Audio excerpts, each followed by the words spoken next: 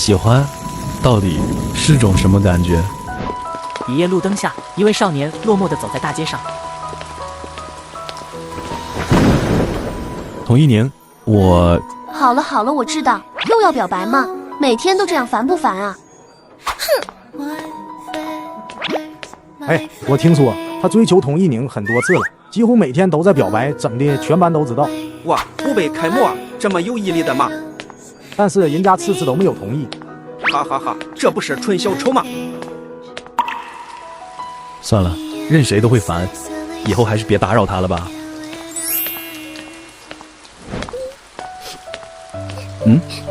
花一晨见台阶上坐着个穿着同教师校服的女生，突然停下脚步。他本不打算理会她，但是总觉得这个女生有些眼熟。女生似乎也感觉到面前有人，便抬起头来。啊，尹梦然，你在这儿干嘛？跟你没关系。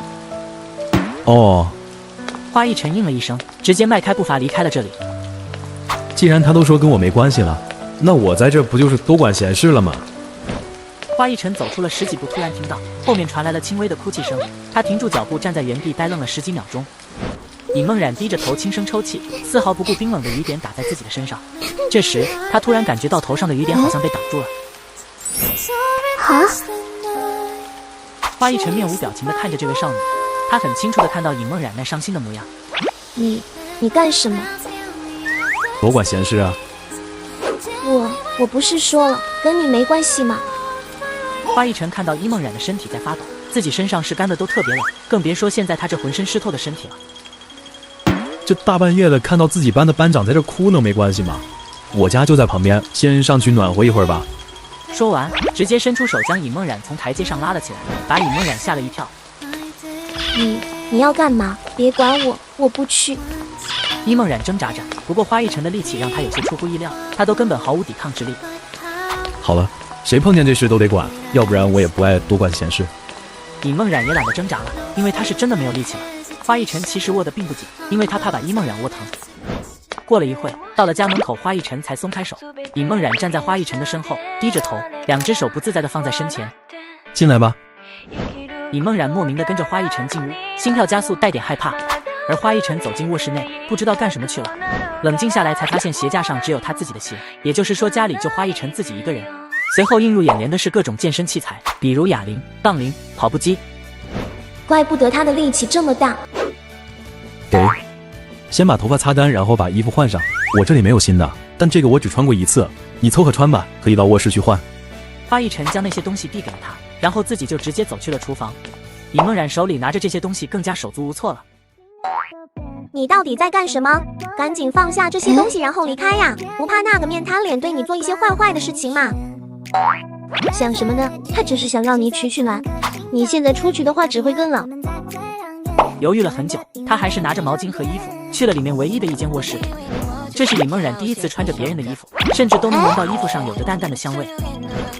我现在到底在干嘛？竟然真的跟着同班同学来到了他家，还换上了他的衣服，这也太没有戒心了吧！难道还要在这里睡觉吗？还是暖和一会就走吧。尹梦然走出卧室，看到餐桌上已经放了一碗热腾腾的面条和一杯热水。吃吧。花一晨坐在另一张桌上说道，见他拿着笔，像是在写作业一样。尹梦然心情有些复杂，他和花一晨其实并没有那么熟，就算是同学也是那种常年说不上一句话的那种，可他为什么会对自己这么好？你不是这么腼腆的人吧？吃吧，吃完我借你伞，你再走。听见花一晨都已经这么说了，尹梦然也没有了拒绝的理由。吃完面条后感觉身体暖和了好多，于是他站起身来到了花一晨的旁边。那个，谢谢。花一晨抬头发现尹梦然手里拿着的竟然是一张币子。你给我币子是什么意思？我不想欠你的。花一晨没有接，而是转过头看着眼前的试卷，嘟囔道：不想欠我的也别给我币子啊！你学习不是很好吗？我这道大题不会，你教我就不欠了。尹梦然低头看了一眼，下意识地脱口而出：这么容易，有什么不会的？抱歉啊，我就是连这么简单的题都不会。尹梦然有些尴尬地闭上嘴巴，随后便开始教花一晨。这个衣服和雨伞，我到时候去上学了会还给你的。花一晨听他这么一说，这才想到尹梦然已经好多天没来上学了。他是童一宁的好朋友，最近几天因为他没来，童一宁的心情也不是很好。我姑且问一句，你现在走有地方去吗？果然被花一晨这么一问，尹梦然低下了头，没有说话。没地方去的话，那你不能走。你带手机了吗？没。你父母电话多少？我给他们打电话，让他们来接你。此时花一晨看到尹梦然站在那里一动也不动，泪花像水晶般在眼睛里凝结着。你……此时花一晨意识到不对劲，这个反应该不会是家里发生什么变故了吧？这大半夜的在我家，我把他弄哭了可怎么办啊？花一晨在脑海里想了很多安慰的话，但是他实在是不善言辞。那个什么情况？我的父母在1个多星期之前遭遇车祸不幸去世了。现在他总算是理解为什么尹梦然会一个人坐在那里哭了。那你没有家可回吗？花一晨问起，尹梦然更加悲痛抽泣。他向来很开朗很优秀，班里人缘也好，而此刻却在自己的家哭成泪人。这要是去了学校和其他同学说了这件事，那我不就成了班里的敌人了吗？学习没学明白，还被全班孤立，那真是挺搞笑的。现在花一晨知道了他的情况，怎么可能还忍心让他离开？更何况外面还下着大雨。你就在这待着吧，等什么时候你有地方可去了，你再走。不，我马上就走。要么你就待在这儿，要么我就报沟，让叔叔照看你，你自己选吧。尹梦然吓了一跳，用着有些埋怨的眼神看着他，小声问道：你跟彤彤说话的时候也是这样的吗？花一晨张了张嘴，目光凝滞，半天没有说出一个字，呆愣地看向尹梦然，他的表情就好像在告诉自己，怪不得你表白失败。花一晨抬起头，发现尹梦然竟然捂着嘴巴笑了起来。就在这待着吧，算我求你了好不好？这是他能说出口的最有诚意的话了，脸上想摆出一个和善的表情，结果怎么弄都感觉不对劲，还差点把自己的脸搞抽筋。好，我答应你，但是你为什么对我这么好？哪有什么原因？硬说的话就是我不想在班里的名声更臭了。闻言，尹梦然有点想不明白了。可是我没在班里听过你有什么坏名声啊，关于你的消息只有你和彤彤表白的事情。这对我来说就是坏名声。你这么说，不怕彤彤会不高兴吗？随便吧，以后跟我都没有关系了。花一晨看起来毫不在意的样子，让尹梦然有些惊讶。你不喜欢他了吗？得不到回应的事情，没必要坚持了。这样啊，也好。决定留下来了之后，尹梦然坐在沙发上，不知道该干什么，看向花一晨那边，看到他还在学习，内心有些佩服。他这样独居也能这么自律，不管是锻炼还是学习，可是为什么他的成绩这么差呢？烦死了，这道题怎么做啊？学习怎么这么难？要不是我妈说如果这次月考不进步个50名的话，就断我口粮，不然我才不碰这玩意儿呢。花一晨看了看时间，已经不早了，便看向坐在沙发上的尹梦然。你去卧室睡吧，我睡沙发。不，我在沙发上睡就可以了，没有关系的。不行，这沙发睡着不舒服，你去卧室吧。那就更不能让你睡了啊，你体格比我大，睡着岂不是更不舒服？好了，这是我家，你就听我的吧。正因为是你家，你是主人，所以不能我这个客人睡在卧室啊。两人就这么互相推辞着，从客厅推辞到了卧室。那我们都在卧室睡行了吧？我打地铺。凭什么你打地铺，我打？直到最后，采取了两人都勉强同意的建议，在那张大床的中间用被子隔开了，分为了左右两边。我竟然会答应他，和他睡在同一张床上。传闻雨夜独行就会捡到清纯校花，我不信，却真的让我遇上了，还是我们班的班长。你干什么？于是我二话不说带他回家，没想到这位清纯班长竟要和我睡同一张床。我终究是个女生啊，我怎么就这么放心的睡在这里？安全意识也太差了吧！李猛然想到当时花一晨拉着他回家的场景，想起他那手劲，自己根本无力抵抗。过了一会，花一晨走了进来，身上穿着一件薄薄的睡衣，并且那睡衣下面的肌肉线条特别明显。关灯了啊！好。熄灯后，两人背靠背，尹梦冉很紧张，注意力全在花一晨身上。他只要稍有动静，尹梦冉都会吓一跳，然后把自己裹得死死的。半小时后，花一晨睡着，他才放松入睡。第四日，尹梦冉睁开眼睛，发现床上只剩自己，走到客厅，发现花一晨正在做饭。早上好。尹梦冉看见餐桌上放着饭盒，想起花一晨总是自己带饭去学校。在准备吃的吗？你为什么要自己带饭啊？学校的饭菜也挺好吃的啊。少数民族有忌口。是吗？怪不得，看你的面相就感觉像。尹梦冉发现他的面部特征确实挺像少数民族的高鼻梁，五官特征像是外国人似的，以前从来都没注意过。我做好早餐了，你先吃吧。好。尹梦冉坐到餐桌旁等花一晨，他入座后，尹梦冉才动筷。你还去上学吗？这个。尹梦冉想到自己的书包还在学校，现在他也确实该回去上学了。总不能没有人管了之后就自暴自弃吧？不过，尹梦冉觉得自己的状态很不好，而且也没有什么衣服穿。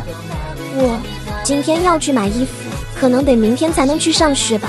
花一晨点了点头，随后拿出来了一把钥匙。家钥匙，买完就回来吧，要不然我进不了家门了。尹梦冉看着眼前的钥匙，他知道花一晨是怕自己跑掉。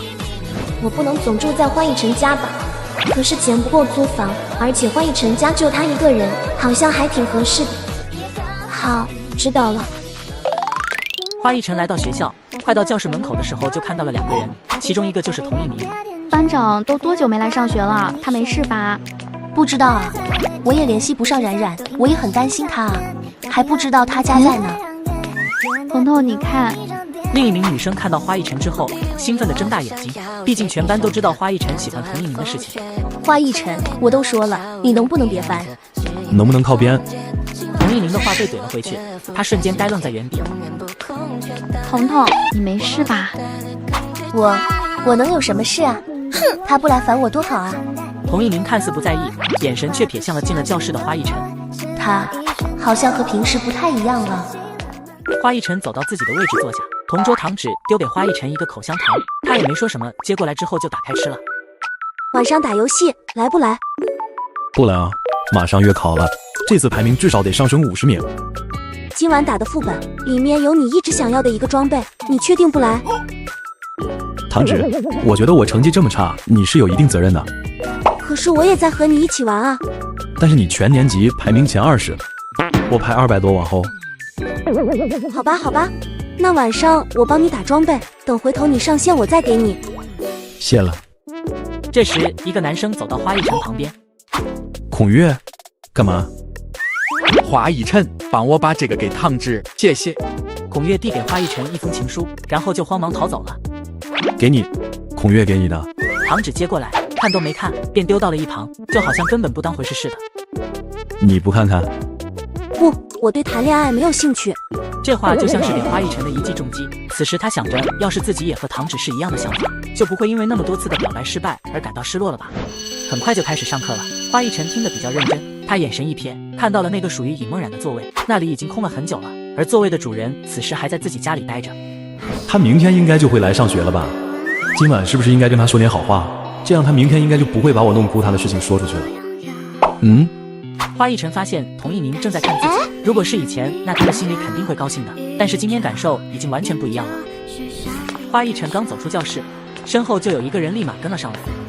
花一晨，你有没有把那个给糖纸？给了。他怎么说？他说没有兴趣，不如游戏好玩。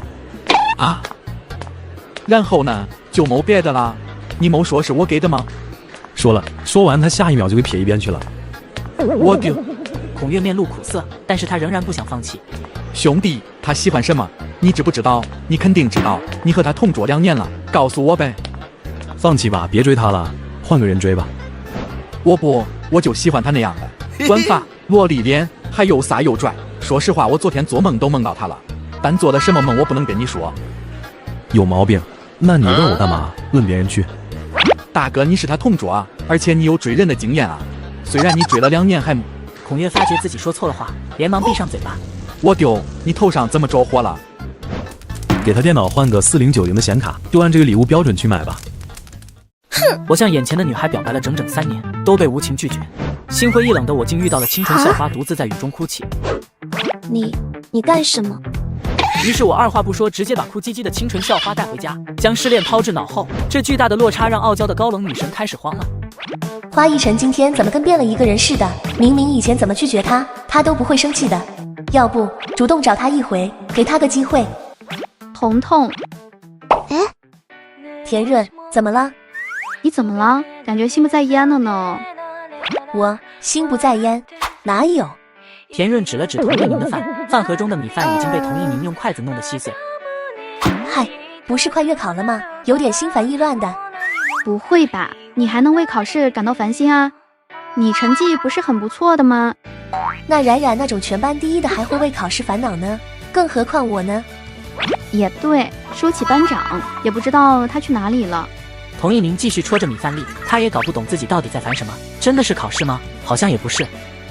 好啦，别烦心了，你的成绩不需要担心，真正需要烦的应该是花一晨那种人才对。童一宁的眼神下意识地飘向花一晨那边，发现他和堂芷一起吃饭，开心地聊着天。不对劲，很不对劲。嘿，兄弟，我们一起吃啊，可以继续聊聊上午的话题。上午的话题。哦，你是说追糖游戏，我们上午聊的游戏，你忘了吗？孔月立马打断了花一晨的话，眼神还瞥向一旁的堂芷，发现他根本没有在意。我想吃那个溏心煎蛋。我就知道，早知道就应该藏在饭下面了。花一晨无奈地用筷子给堂芷夹了过去。他们举止这么亲密，我根本插不上话呀，这可怎么追堂芷啊？放学时间，童一宁收拾好书包，但没有走出教室。彤彤，放学了，走啊！啊，我马上就走。童一宁含糊不清地回答着，余光却瞥向花一晨，见花一晨准备起身离开教室，而这时童一宁也同时站起了身向教室外走去。如果没有什么意外的话，两人会在教室门口相遇。哼，死一晨，别说我没给你机会。他知道这是花一晨今天最后的机会，他肯定向自己表白。花一晨低头看着手机，甚至都没有注意到童一宁就站在教室门口，就这样径直走了过去，都没有抬头看一眼。他竟然没有看到我，我好心给他制造机会，他竟然没把握住，这显得我很呆啊！让一下。童一宁回头看去，发现自己身后的人是堂芷。难道花一晨是和堂芷在一起了？没道理啊！花一晨直接就走了，也没有等堂芷，两人看起来没有很亲密的样子啊。彤彤，你干嘛呢？走啊！田润走了过来，发现童一宁还站在那里，不知道在想什么，像是在梦游一样。阿润，你觉不觉得今天花一晨有点怪怪的？没，我倒是觉得你今天怪怪的。花一晨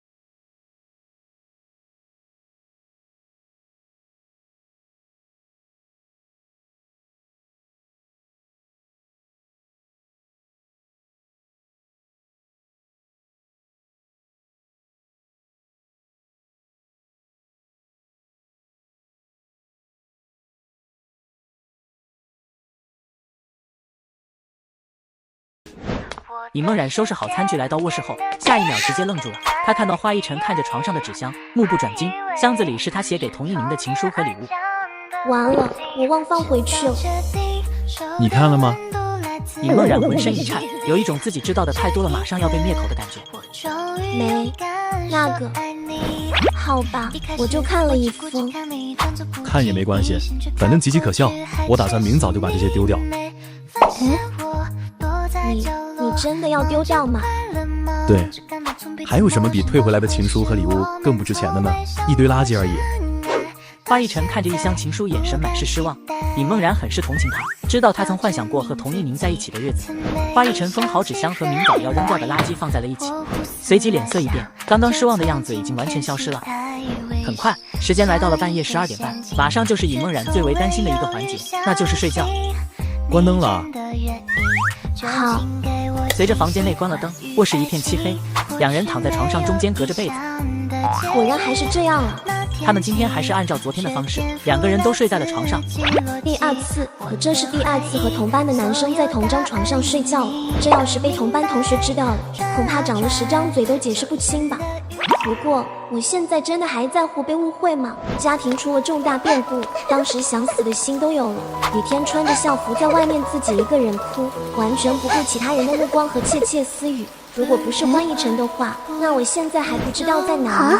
可以说是花一晨救了我。相比较下来，这点小事又能怎么样呢？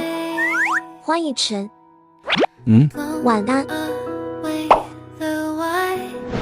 第二天，尹梦然这一次睡觉明显比昨天晚上睡觉要踏实许多，床上还是只有他一个人。然后听到了厨房传来了做饭的声音，这一点他特别佩服花一晨，想起床就起床，然后坚持每天做早饭还锻炼身体。反正除了感情方面和沟通方面比较活络，剩下的基本无可挑剔。今天与昨天有点不同，桌子上有2个饭盒，这是给你准备的，顺手的事，这不是能省点饭钱吗？你要是不愿意，明天我就不准备了。我愿意。尹梦然连忙用手护住自己的饭盒，好像生怕花一晨给抢回去似的。哦，对，还有水果和酸奶。尹梦然看着眼前的饭盒、水果和酸奶，双眼都放光了。花一晨昨天就怀疑尹梦然是不是内心还是小孩子，所以今天特意给他准备了这些。从结果来看，尹梦然和小孩子没有什么区别。你感觉我现在跟10几天前在学校的时候有什么变化吗？尹梦然有些紧张，自己已经很长时间没去上学了，感觉有点不自在。花一晨看了一眼尹梦然，但许久也没有说话。怎么了？实际上我对你上学的时候什么样子没多大印象，看不出来哪里不一样。好吧。尹梦然很无奈，后悔自己问花一晨这个问题了。到了学校门口，尹梦然平静了一下自己的内心，甚至在脑海中已经想好了一会遇到同学之后该怎么面对。哎，班长。真是班长啊，他来上学了。好久不见啊，想死你了！你怎么突然就不来了？我们都可担心了。几人连忙走上前来，围在了尹梦然的身边，没有注意到花一晨的存在。尹梦然应付着身边的同学，看到同学们对他还是这么热情，他也就没那么担心了。就在这时，尹梦然看到走在前面的花一晨身边凑过来一个女生。怎么样？到手了，精品的。可以，回头交易给我，改天请你上网。两人走得很近，尹梦然看在眼里，就连他和花一晨都没有走那么近。那是花一晨的同桌糖纸吗？随手捡回家的校花太粘人是一种什么体验？表面上是全校男生梦寐以求的清纯校花，可内心却是个小孩子，每天缠着我给她做饭，甚至一到晚上就要和我同床共枕。到了学校却发现我和其他女生走得很近，清纯校花瞬间难受了。他们哪里来的那么多话题？我在花一晨的家里住着，都不见他跟我聊这么多话。班长，老师叫你去一下办公室。好。走出门之后，尹梦然感觉自己的心情有点怪怪的。花一晨和自己同桌聊天，这很正常啊，我为什么会感觉不平衡呢？尹梦然的脑袋里一直在胡思乱想，没有看到前面有人。不好意思。尹梦然，你来上学了？尹梦然抬起头，看到眼前的男生，一脸惊喜地看着自己。陆云硕。是啊，这几天家里有事。眼前的男生是班级的体委。尹梦然离开学校的那几天，陆云硕好像还经常给他发消息问候，只不过尹梦然直到最后把手机丢到河里都没有回复他。你没事吧？总感觉你状态不太好。尹梦然怕陆云硕发现自己有什么不对劲，赶紧绕开他。老师叫我去办公室呢，拜拜。陆云硕看着尹梦然慌忙离开的背影，嘴角微微上扬。这是害羞了吗？那个汤汁，这是给你买的。谢谢，我不要。花一晨瞥了一眼，发现是一袋子糖果。估计是孔月看到糖纸经常吃糖，所以才买的吧。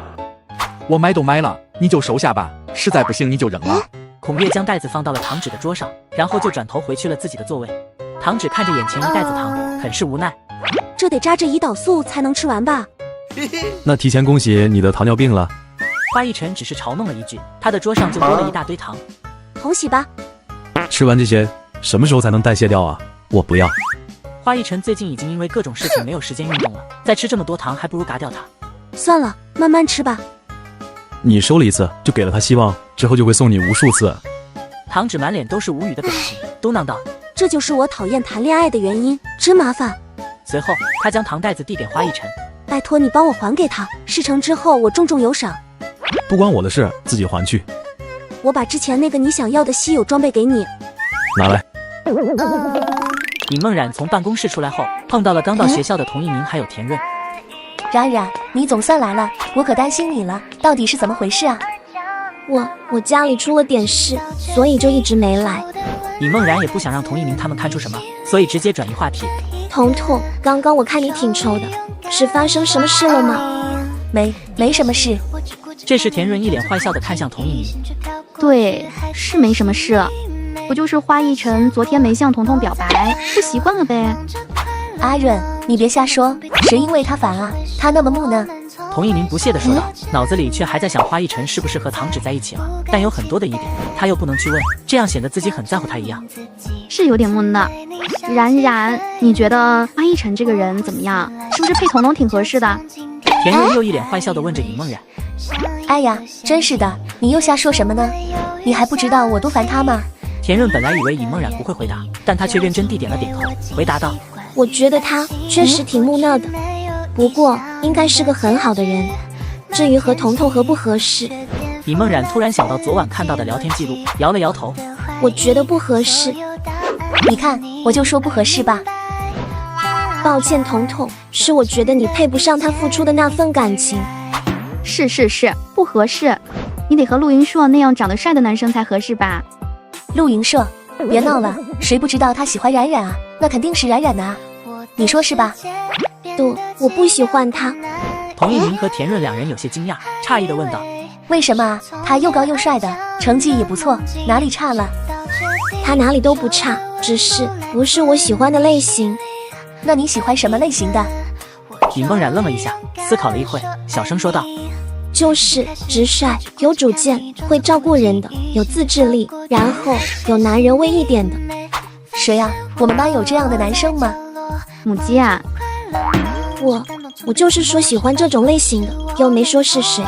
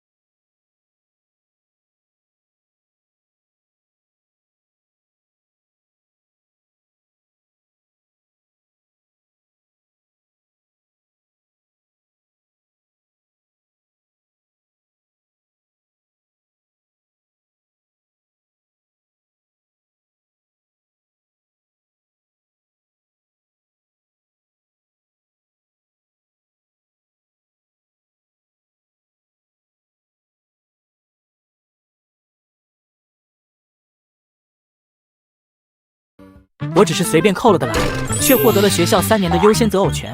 曾经对我爱答不理的高冷女神也对我进行疯狂的倒追，这让本来就醋意大发的清纯校花更加坐不住了。花一晨抬起头看去，发现眼前的人是糖纸。他穿着一件宽松的 T 恤，下半身则是一条运动短裤。干嘛？打球啊，看看你的实力退没退步。和那些男生玩去呗，我还要学习呢。此时是下午的体育课，男生们打着篮球，周围有很多女生在围观。对他们来说，现在几乎是一天中最开心的时候了。他们没啥意思，挑战你才有意思，你不敢吗？花一晨猛然把书合上，放到一边，站起身来。可别像小时候一样，输了之后哭着回家啊。那你也得先赢了我再说啊。花一晨将校服外套脱了下来，穿着半袖，结实的胸肌和粗壮的胳膊这就显现出来了。那边正在打篮球的男生突然眼睛瞪得老大。哎，你看那边是谁呀？腿那么白啊，腿哪呢？场上的几个男生就像是疯了似的，四处寻找起来。那是汤治。我丢，虽然我喜欢长发，但是现在一看，短发也行。不，短发更好。汤治这么有东西的，兄弟，我悟了。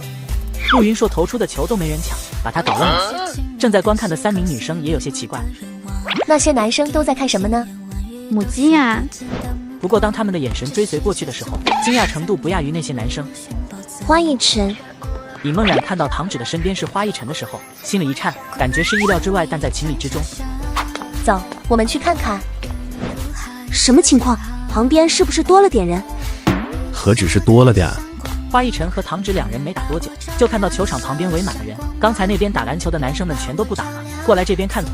哦，不是看球。花一晨的身材这么好的吗？不清楚啊。童一鸣也看呆了，他以前也不清楚花一晨这么有型，而且内心有种说不出来的感觉，好像是什么东西被别人抢走了。尹梦冉倒是知道花一晨有这么好的身材，毕竟每天晚上花一晨穿的睡衣特别明显。花一晨被这么多人看着，真的有些不太自在。还打吗？你什么时候开始在意其他人的眼光了？那倒也是，来吧。花一晨点了点头，唐芷开始进攻，一个交叉步迅速躲过花一晨的防守，随后一记跳投，篮球精准落入篮筐。漂亮的交叉步，这球真白，我补，这腿真准。场边的男生们纷纷发出惊叹，开始给唐芷鼓掌。唐芷浅浅一笑，轻声道：“和以前比，如何呢？”有进步，但不多。2人的单挑十分精彩，无论是防守和进攻都特别出色，周围的人看的都是一愣一愣的。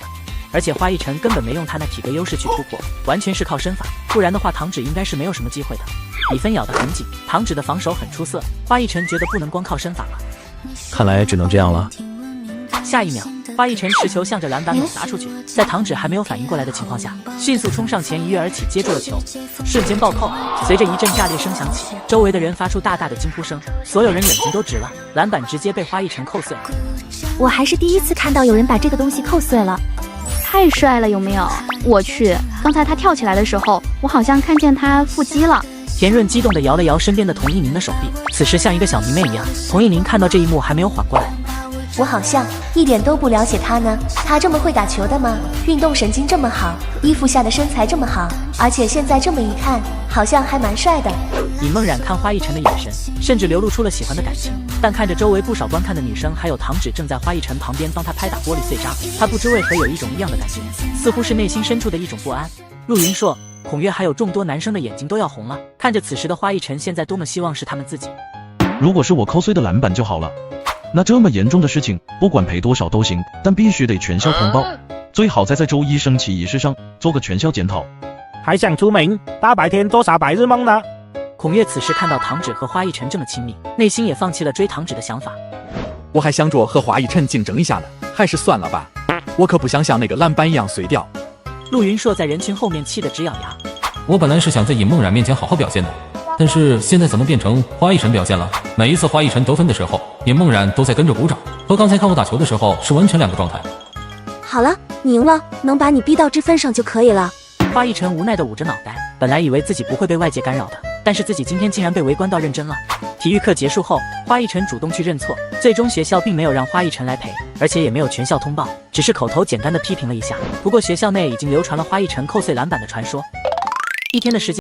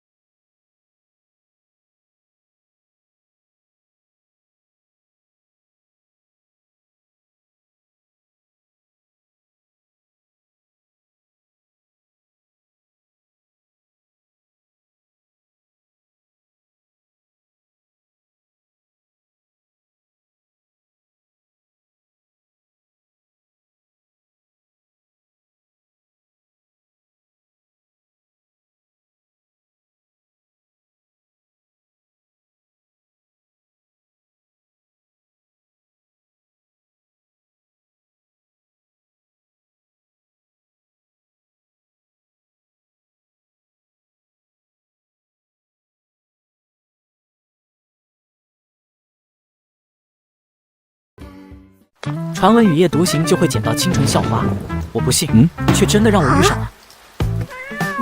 你干什么？于是我二话不说，直接把她领回家。没想到这位清纯校花似乎对我想入非非。不对，我怎么能去想那种事情？两人回到家，花一晨就去洗澡了，而尹梦冉则是准备学习。可是现在这个状态，她是真的学不下去。水声停止，她立马装作自己一直在用功学习。花一晨从浴室走了出来，因为没有擦得特别的干，睡衣贴在了身上，所以腹肌特别明显。尽管尹梦冉很努力的去专注了，但是眼神总会不自觉地飘向花一晨那边。啊！我在干嘛？我刚才是在咽口水吗？真的假的？不会吧？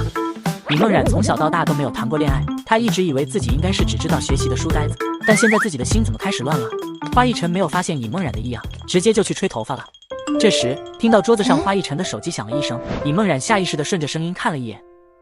彤彤，他怎么给花一晨发消息了？他不是很烦花一晨的吗？尹梦冉的内心很好奇，尽管她很想看童一宁给花一晨发了什么，但是她没有这么做。看了的话好像不太好，万一消息内容是什么少儿不宜的东西呢？等到花一晨回来之后，他就拿出了习题册准备开始学习。那个，刚才你手机响了。是吗？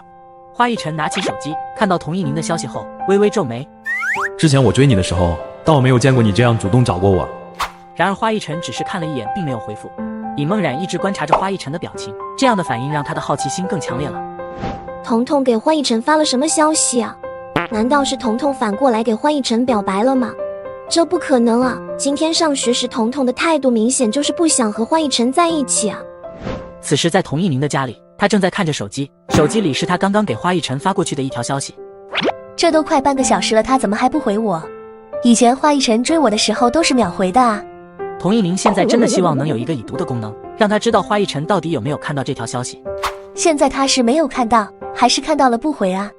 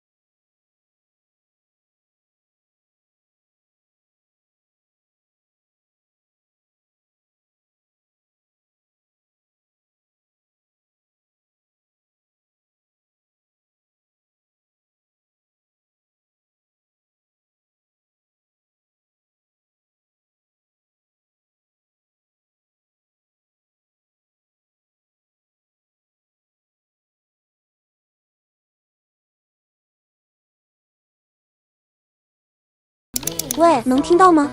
这个声音是花一晨的同桌糖纸。能听到。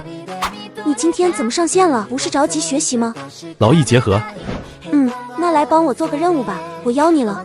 尹梦冉在一旁安安静静的看着，看到花一晨玩得那么入迷，也不敢出声，怕被糖纸听到。哎呀，妈，你干嘛？这时，尹梦冉突然听到耳机那边传来了声音，是小花吗？花一晨听到之后，瞬间紧张起来，连忙回复道：是啊，姑姑，我是小花。花一晨的声音很轻，也很谨慎。尹梦冉还是第一次听到花一晨这么讲话，感觉就像是认识到了他的另一面似的，特别有意思。你什么时候来这儿啊？我和你姑父都想你了，来这姑姑给你做好吃的啊。姑姑，我下周末就去。好嘞，说好了啊。那我下周末可买菜了，你可别不来啊。好，一定去。尹梦冉在一旁听着，眼中不由得流露出一丝羡慕。这就是有亲人的感受嘛，有人体贴，有人关心，哪怕是在这里独居，也有人挂念，不像我。尹梦冉一想起自己前一阵子发生的事情，她就难受到撕心裂肺。花一晨眼睛一瞥，看到了此时尹梦冉的状态。好了，我下了。拜拜。我觉得你需要跟我聊一聊。聊什么？当然是聊聊你的事啊，你应该有很多事没有讲清楚吧？例如，你为什么没有地方住？花一晨虽然内心一直有着这些疑惑，但是怕触及到尹梦冉的痛处，就一直没问。今天他觉得应该让尹梦冉说出来了，至少有一个人倾听能好受一点。我不想说。你不是要向前看吗？那你肯定要说出来，何必一个人承受着悲伤呢？你可以随时跟我说，起码能有个人理解到你的心情。尹梦冉抬起头看到花一晨的眼神，她的内心不知为何悲伤就减轻了一半。我没有地方住，是因为我已经没有家了，那个家不属于我，我也住不了。我家是再婚的，我是我妈妈带过去的。我爸爸他也有孩子，但是孩子是跟他前妻的。他们去世之后，我爸他的前妻就带着他的儿子占了房子，因为房产证上有他的名字，我真的一点办法都没有，所以就没地方住了。趁火打劫，还有这么过分的人？那他就不打算给你一点补偿吗？没有，我妈跟我爸再婚，亲戚们都不同意，所以事到如今也没有亲戚愿意管我，背地里都叫我野孩子。那你亲爸呢？我没有他的任何联系方式，已经好多年没见过了，而且就算见到了，他也不会管我的。尹梦冉说出来之后，很明显情绪稳定了许多，或许是这些话一直憋在心里，现在说出来就轻松了。花一晨真是没想到，尹梦冉还背负着这样的生活压力，他一直以为尹梦冉内心不够坚强，但是现在他改观了。遭遇了这些事儿，在大雨中无处可去，甚至都有可能活不到第二天的情况下，他也只是哭而已，现在甚至还能正常上学。既然老天安排了我帮助尹梦冉，那肯定不能让她这样。这么一个优秀的女孩，不应该被这些外在因素而阻断前程。把随手捡回家的校花养成粘人的小尾巴是一种什么体验？她本是全校男生梦寐以求的清纯校花，可我愣是把她当成女儿一样照顾。清纯校花不仅不拒绝，反倒还提出了让人耳尖发烫的特殊要求。你什么都不用操心，吃饭住宿我解决，生活费我给到你能养活自己为止，安心学习生活就好。不，那怎么行呢？我们只是同学啊，这样对我承受不起。我不忍心看这样一个好学生被生活压垮。你从我的游戏装备也能看出来，我家条件还不错，每个月的生活费分你一半。尹梦冉不敢相信花一晨竟然会对他说出这样的承诺。我和他只是同学关系啊，而且以前几乎都不熟悉，现在花一晨竟然说出要供养我的话。行了，别跟我犟了，你也知道你犟不过我。尹梦冉知道自己如果接受了，那肯定也要付出相应的条件。那你需要我做什么？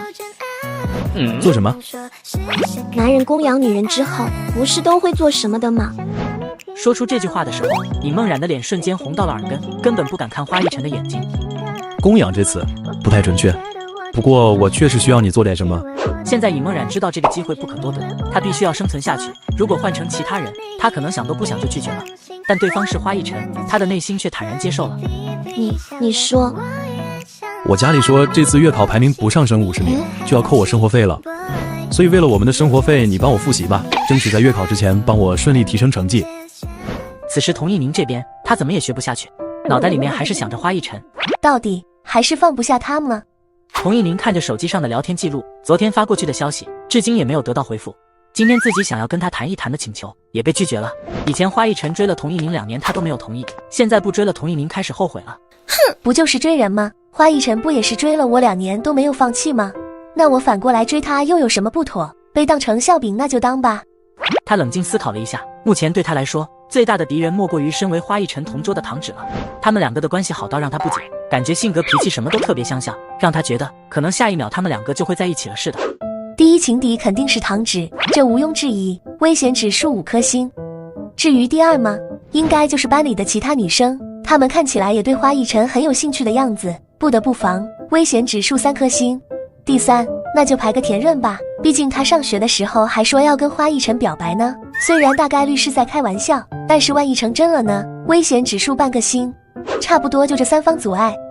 童一鸣现在必须要请人帮忙，那么在他心里绝对不可能是敌人。危险指数为0的尹梦冉自然就成了第一人选，他现在就只能求助于尹梦冉了，连田润都不行。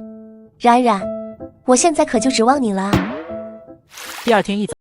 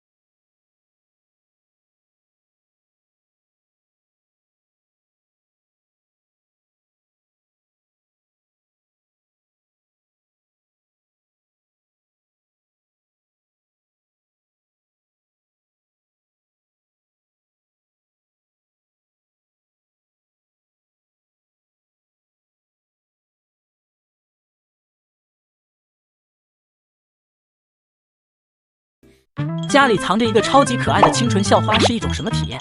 白天在学校里我们只是寻常的同学关系，可一到晚上回家，清纯校花瞬间化身粘人精，总缠着要抱抱。更让人意外的是，这件只有我们2人知道的小秘密，居然被我的表妹发现了。你这是什么表情？我说你怎么没空跟我玩游戏了？原来是金屋藏娇了啊！花一晨知道以唐芷的聪明程度，知道这件事情瞒不了多久。抱歉，我不吃嘲讽。好好好，我也没有嘲讽你的意思。班长的事我听说了，我赞成你把他留在家里的做法。你赞成？如果是你，不会像我这么做，对吧？是的，你的做法很有你的风格，我很赞成。但我就不会这么做，除非什么？除非是以后打算跟他在一起。唐芷的话，花一晨并没有回应，他也不清楚以后怎么办，于是转头看向了班长尹梦冉的方向。这时尹梦冉恰巧也转头看向花一晨这边，2人对视一眼之后，尹梦冉露出了浅浅的笑。不过我倒是对他挺有好感的，感觉笨笨的特别可爱，逗着玩很有意思。是啊，对你来说，谁都是笨笨的。顺带一提，你也是哦哥。顺带的好，下次别顺了，还有别叫我哥，要不然我鸡皮疙瘩都要起来了。哼，过分。下课之后，尹梦冉准备去办公室一趟，问一些关于下周2月考的事宜。等到尹梦冉走出办公室之后，发现门口有一个人在那里等着自己。彤彤，你在这干嘛呢？等你啊。等我？你是有什么事吗？童一宁想起昨晚自己坚定要倒追花一晨的事，说道：冉冉，我不打算放弃花一晨，我想追他试试。这样啊，好啊，你试试了。真的，你觉得我能行吗？这个我就不知道了，不过你想试一试，这很正常啊，试一试而已，总比到时候留下遗憾要好。你说的对，你会帮我的，对吧？这个，尹梦冉愣住了，他不想参与进来，但是看到童一宁那满怀期待的眼神，他又不忍心拒绝。好吧，不过我能怎么帮你啊？我之前不是帮你跟他谈过了吗？失败了啊。是啊，这怎么办呢？尹梦然很为难，因为他知道花一晨不管怎么样都不会再给童一宁机会。我这么帮童一宁去纠缠花一晨，要是花一晨讨厌我了怎么办？但是童一宁是我的好朋友，我又不好拒绝。尹梦冉很想保持住两边的关系，哪边都要照顾好，一边是自己的好朋友，另一边是自己的。说实话，尹梦冉到现在都不清楚自己和花一晨是什么关系。对了，你帮我拖住糖纸吧，怎么样？为什么要拖住糖纸啊？他和花一晨走得最近，我觉得他是我最大的敌人。你只要尽可能接近他，然后分散他的注意力，这对你来说应该很简单吧？回想起糖纸只是闻了闻自己身上的味道就能猜出自己住在了花一晨家，尹梦冉觉得这一点也不简单。花一晨中午吃完饭之后就去了厕所，出门时不小心瞥到童一宁那边，发现童一宁竟然偷看自己，但他也没在意。上完厕所，身后不知什么时候开始多了一个人。我靠！花一晨没忍住骂了一句，发现自己身后的人居然是孔月，那个之前要追求糖纸的同班同学。华哥，干什么？我有件事想找你商量商量。什么？那个，我已经放弃追求糖纸了，我发现了跟他段位差距太大了，一点机会都没有。明智的选择。所以吧，我换个人追的这个人吧，我想征得你的同意。征得我的同意？什么意思？你爱追谁追谁，关我什么事？你这是什么表情？你不会是想追我吧？不，就是吧，那现在都说你不喜欢童一宁了，我是来找你求证来了。就是你要是不追了，那我能追他吗？你别生气啊，我就是问问。花一晨沉默了几秒钟，然后从他身边走过去，淡淡的说道：随便追，不用问我，跟我没关系。孔月看着花一晨离开的背影，露出一脸惊讶和茫然的表情。我以为我说我要追童一宁会被花一晨当篮板一样暴扣，但没想到花一晨真的放弃追童一宁了。他们班里好看的女生也不少，但是公认最好看的也就那么几个：尹梦然、唐芷、童一宁，还有一个神秘的白发女神。孔月深知自己绝对追不到尹梦然，最有可能追到尹梦然的就只有陆云硕一个人，所以他才想要追求唐芷。结果现在也发现了唐芷更没有机会，孔月就想到了同意。既然花一晨放弃了追童一宁，那是不是童一宁这个位置空出来了？那是不是我可以试一试追他？哦耶，加油，孔月，你可以的！待到花一晨马上就要回到教室的时候，突然听到身后传来一声弱弱的呼唤：花一晨。曾经连眼神都不愿多给我一分的高冷女神，如今竟对我进行了疯狂的倒追，而这份反转剧情也让一直悄悄对我示好的清纯校花彻底坐不住。怎么了？那个唐芷啊，你是不是经常和花一晨打游戏啊？是啊，怎么了？吃醋了？他表妹的醋都吃啊？不，什么吃醋了啊？我吃什么醋啊？哎，怎么了？尹梦冉被盯得更加发慌，那双眼睛就像是能看穿他的内心一样。没事，开玩笑的。尹梦冉的表情瞬间僵在了脸上，她都感觉自己的心脏要骤停了。彤彤，要不你来试一试拖住糖纸，我在这待一会不被他玩死就不错了。不过我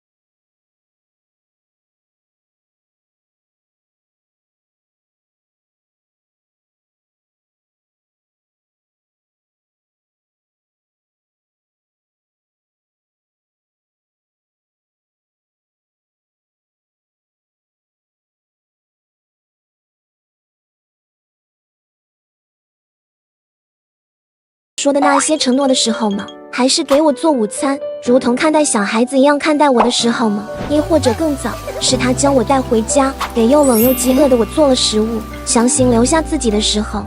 想了很久，尹梦然想通了，这些都是遇到花一晨的那天，就慢慢对花一晨有了感觉，然后就是一天比一天多。如果说这些都证明不了对花一晨有意思的话，那就是死不认账了。从第一天在花一晨家里住的时候吧。这样啊，那你现在真的甘心吗？尹梦然愣住了，呆呆地问道：什么意思？我知道你来这里干什么。你过来的同时，童一鸣出去了，找花一晨去了吧？这几天他一直偷看我和花一晨，以他的脑回路，估计会认为我是他的情敌，然后让你过来拖住我，他好去找花一晨，是不是？尹梦然嘴巴微张，惊讶的半天吐不出半句话来。你不必跟我说什么，是与不是都无所谓，毕竟跟我没有关系。我只是因为刚刚冒犯了你，想帮帮你而已。我知道你是为了朋友，不过你真的甘心吗？唐芷的一句话把尹梦然彻底问住了。当然，我不懂谈恋爱，你要是甘心，那当我没说。尹梦然深吸了一口气，用力地咬着嘴唇，心跳也逐渐加速。此时的花一晨被童一鸣叫住之后，本不想理会的，可是他直接抓住了自己的衣袖，他也不敢强行甩开，毕竟自己要是用力甩一下，可能会让他摔倒。不管怎么样，对一个女生他还是下不了这种重手。花一晨，你快说。那个，我知道，我之前答应过你很多次要和你在一起，但是我都食言了。我现在说什么都弥补不了我对你的伤害，但还是希望你给我一个机会，我们还是和初中的时候一样，做好朋友行吗？不行。花一晨言简意赅，说完他就打算转身离开，但是童一鸣很显然不打算放过这个难得的机会，伸手抓住了花一晨的胳膊。那我要做什么？你能原谅我？花一晨甩了甩自己的胳膊，根本没办法把童一鸣甩开。为什么童一宁是个女生？这要是个男生，我就直接把他甩飞了。这怎么还没有上课啊？原来你在这啊！这时，两人突然听到了一个熟悉的声音，打破了这场闹剧。唐芷不知什么时候到了这里了，她的身后还跟着尹梦然。我找你有事，跟我走。唐芷几乎是无视了童一鸣，一把拉住了花一晨的手腕，直接把他拽走了。抱歉啊，彤彤，我没拦住唐芷。此时的花一晨顿时松了口气，看向拉着自己的唐芷，低声说道：谢了。不用谢我，我帮一个人的忙而已，我欠他的。我只是随便出门散步，竟撞见落魄的清纯校花独自在雨中哭泣。我好心收留她，没成想她直接赖下不肯走。令人意外的是，全校瞩目的清纯校花独自往我家走时，竟没察觉身后已有两双眼睛悄悄锁定她许久。行了，咱也回家吧。你还追啊？人家一会到家了，再走就走人家客厅里了。再跟一回吧，我想知道他家在哪。梁家祥有些不可置信。你这样我爆沟了，跟随同班女生回家，你那思想政治都白学了。不是，我主要是想给他送礼物，班上不太好送，当着别人的面，他肯定不会收的，到时候我多尴尬，我就想着放他家门口，这样比较好。哇哦，又变态又猥琐，你的长相不像是会干这种事的人啊！你自己想想，你早上出门上学，然后一打开门，门口放着一个班上同学送的未知礼物。说实话，如果他特别喜欢你，那能勉强接受，但凡跟你关系一般，都会觉得有点恶心。你懂个屁！这时，两人看到尹梦然进了一栋楼内，陆云硕眼前一亮。看这样，这里应该就是尹梦然他的家了。行了，走吧。你傻，我得看看几楼啊，要不然我的礼物放在哪？放1楼电梯口吗？让别人一脚踢走了都不知道。服了。两人走进楼内，看了一眼电梯显示的层数是6楼。他家住6楼啊。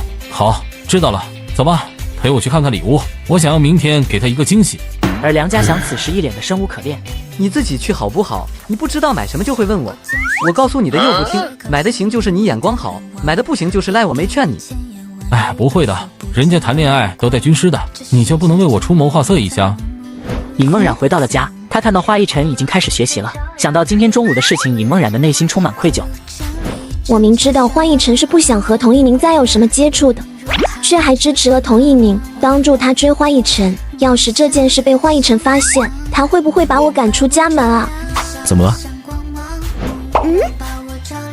没事，我来帮你复习吧。花一晨点了点头，他承认让尹梦然教自己是一个很好的主意，至少让他看到了点希望。花一晨看着一旁的尹梦然，脑海里突然想到了中午的事情。尹梦然是跟着唐芷一起来的，唐芷知道我在被童一宁纠缠，也就是说尹梦然也知道。尹梦然，你是童一宁的好朋友对吧？是。尹梦然愣了一下，他他内心有些不安，总感觉是花一晨知道了什么，要兴师问罪了一样。你就当帮我个忙，别让她缠着我了。她一个女生，我还不能把她怎么样，好好劝劝她，算我求你了。你求我帮忙？是啊，女生肯定得女生来治啊。堂主跟她不熟，我只能相信你啊。尹梦然内心松了口气的同时，也感受到了花一晨的信任。你放心吧，以后只要有我在，我就绝对不会让他再纠缠你了。谢谢。花一晨突然想到了什么，继续说道：哦，对了，正好那个孔月对他有意思，你就撮合让他和那个孔月在一起吧。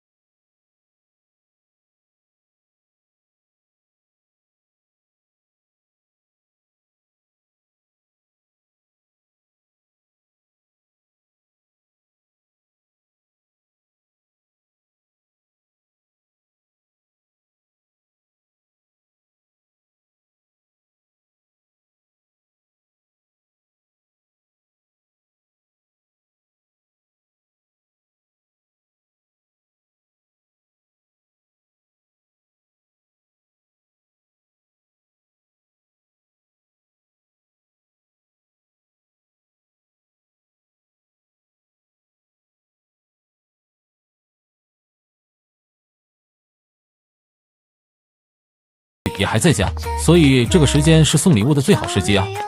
那要是他父母在家呢？你这礼物怎么办？那我也不怕，反正我是真心诚意的。既然决定要追他，那就不怕会被他父母发现。但是还有一个问题，你只知道在6楼，你知道是哪个门吗？陆云硕瞬间傻了，当时看着尹梦冉上了电梯，电梯停在了6楼，然后就走了，忘了一层有好几户人家。现在他真的不知道尹梦冉在哪一户。家里藏着一个可爱的清纯校花是一种什么体验？白天他是我的补课老师，夜里变成柔软的睡眠抱枕。可刚享受没几天，他的追求者竟然堵到了我家的门口。我说你最后买的是什么？你昨天让我跟你去，到最后买的什么还藏起来了？告诉我保密。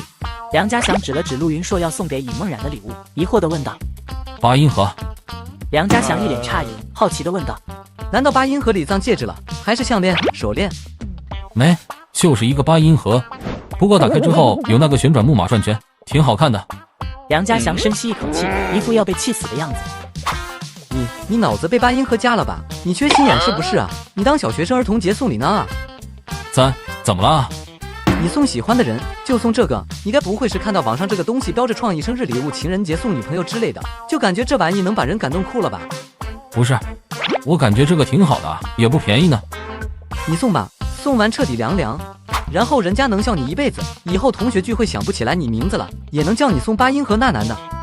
那咋整？那我换一个。废话，肯定换啊！走，我帮你挑，现在去换。梁家祥连忙拉着陆云硕的胳膊，就要把他拽走。走到电梯时，正好看到他们的同学唐芷。陆云硕和梁家祥直接愣在了原地。唐芷啊，你们？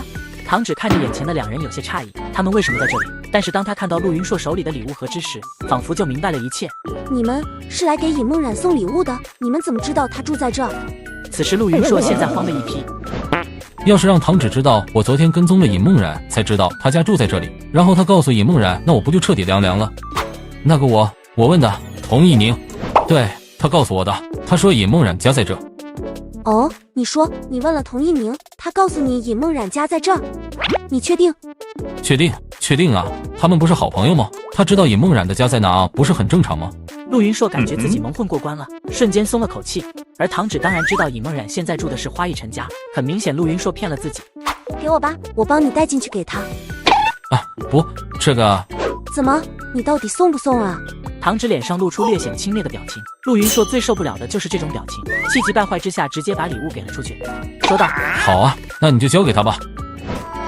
不是哥们，我刚刚说的话你根本不听的吗？梁家祥还想说什么，陆云硕根本不给他机会，直接将他推进了电梯。他怕一会尹梦冉开门看到他，到时候自己就更尴尬了。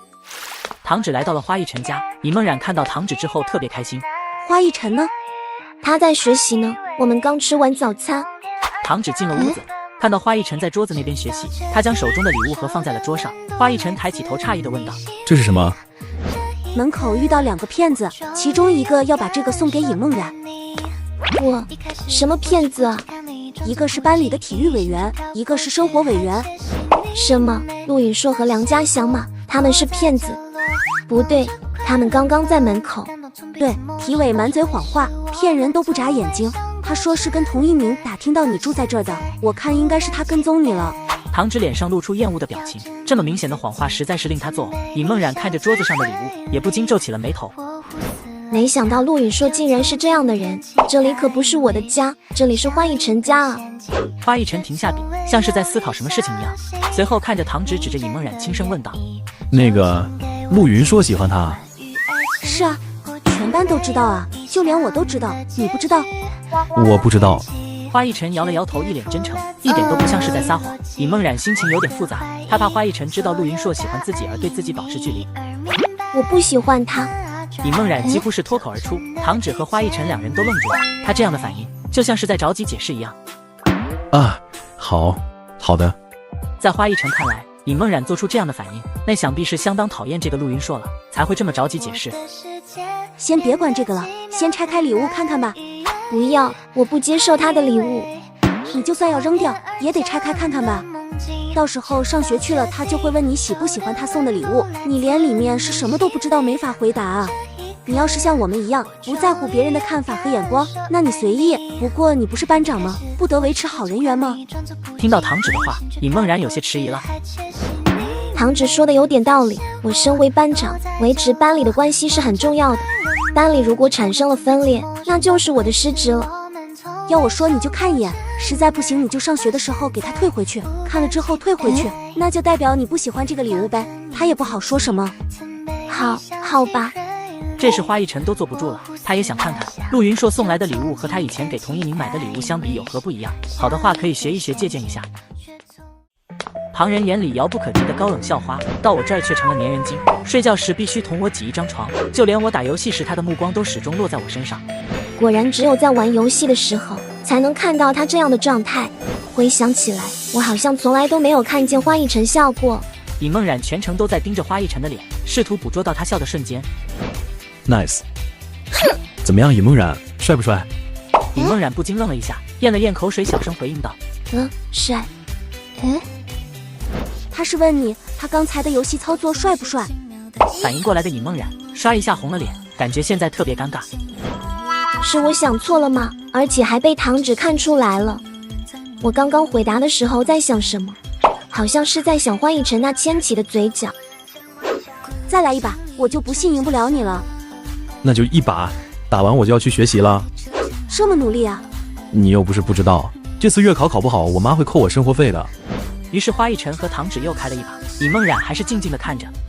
哎呀，我这手机怎么这么卡？要不是卡了你就输了。这时堂旨发现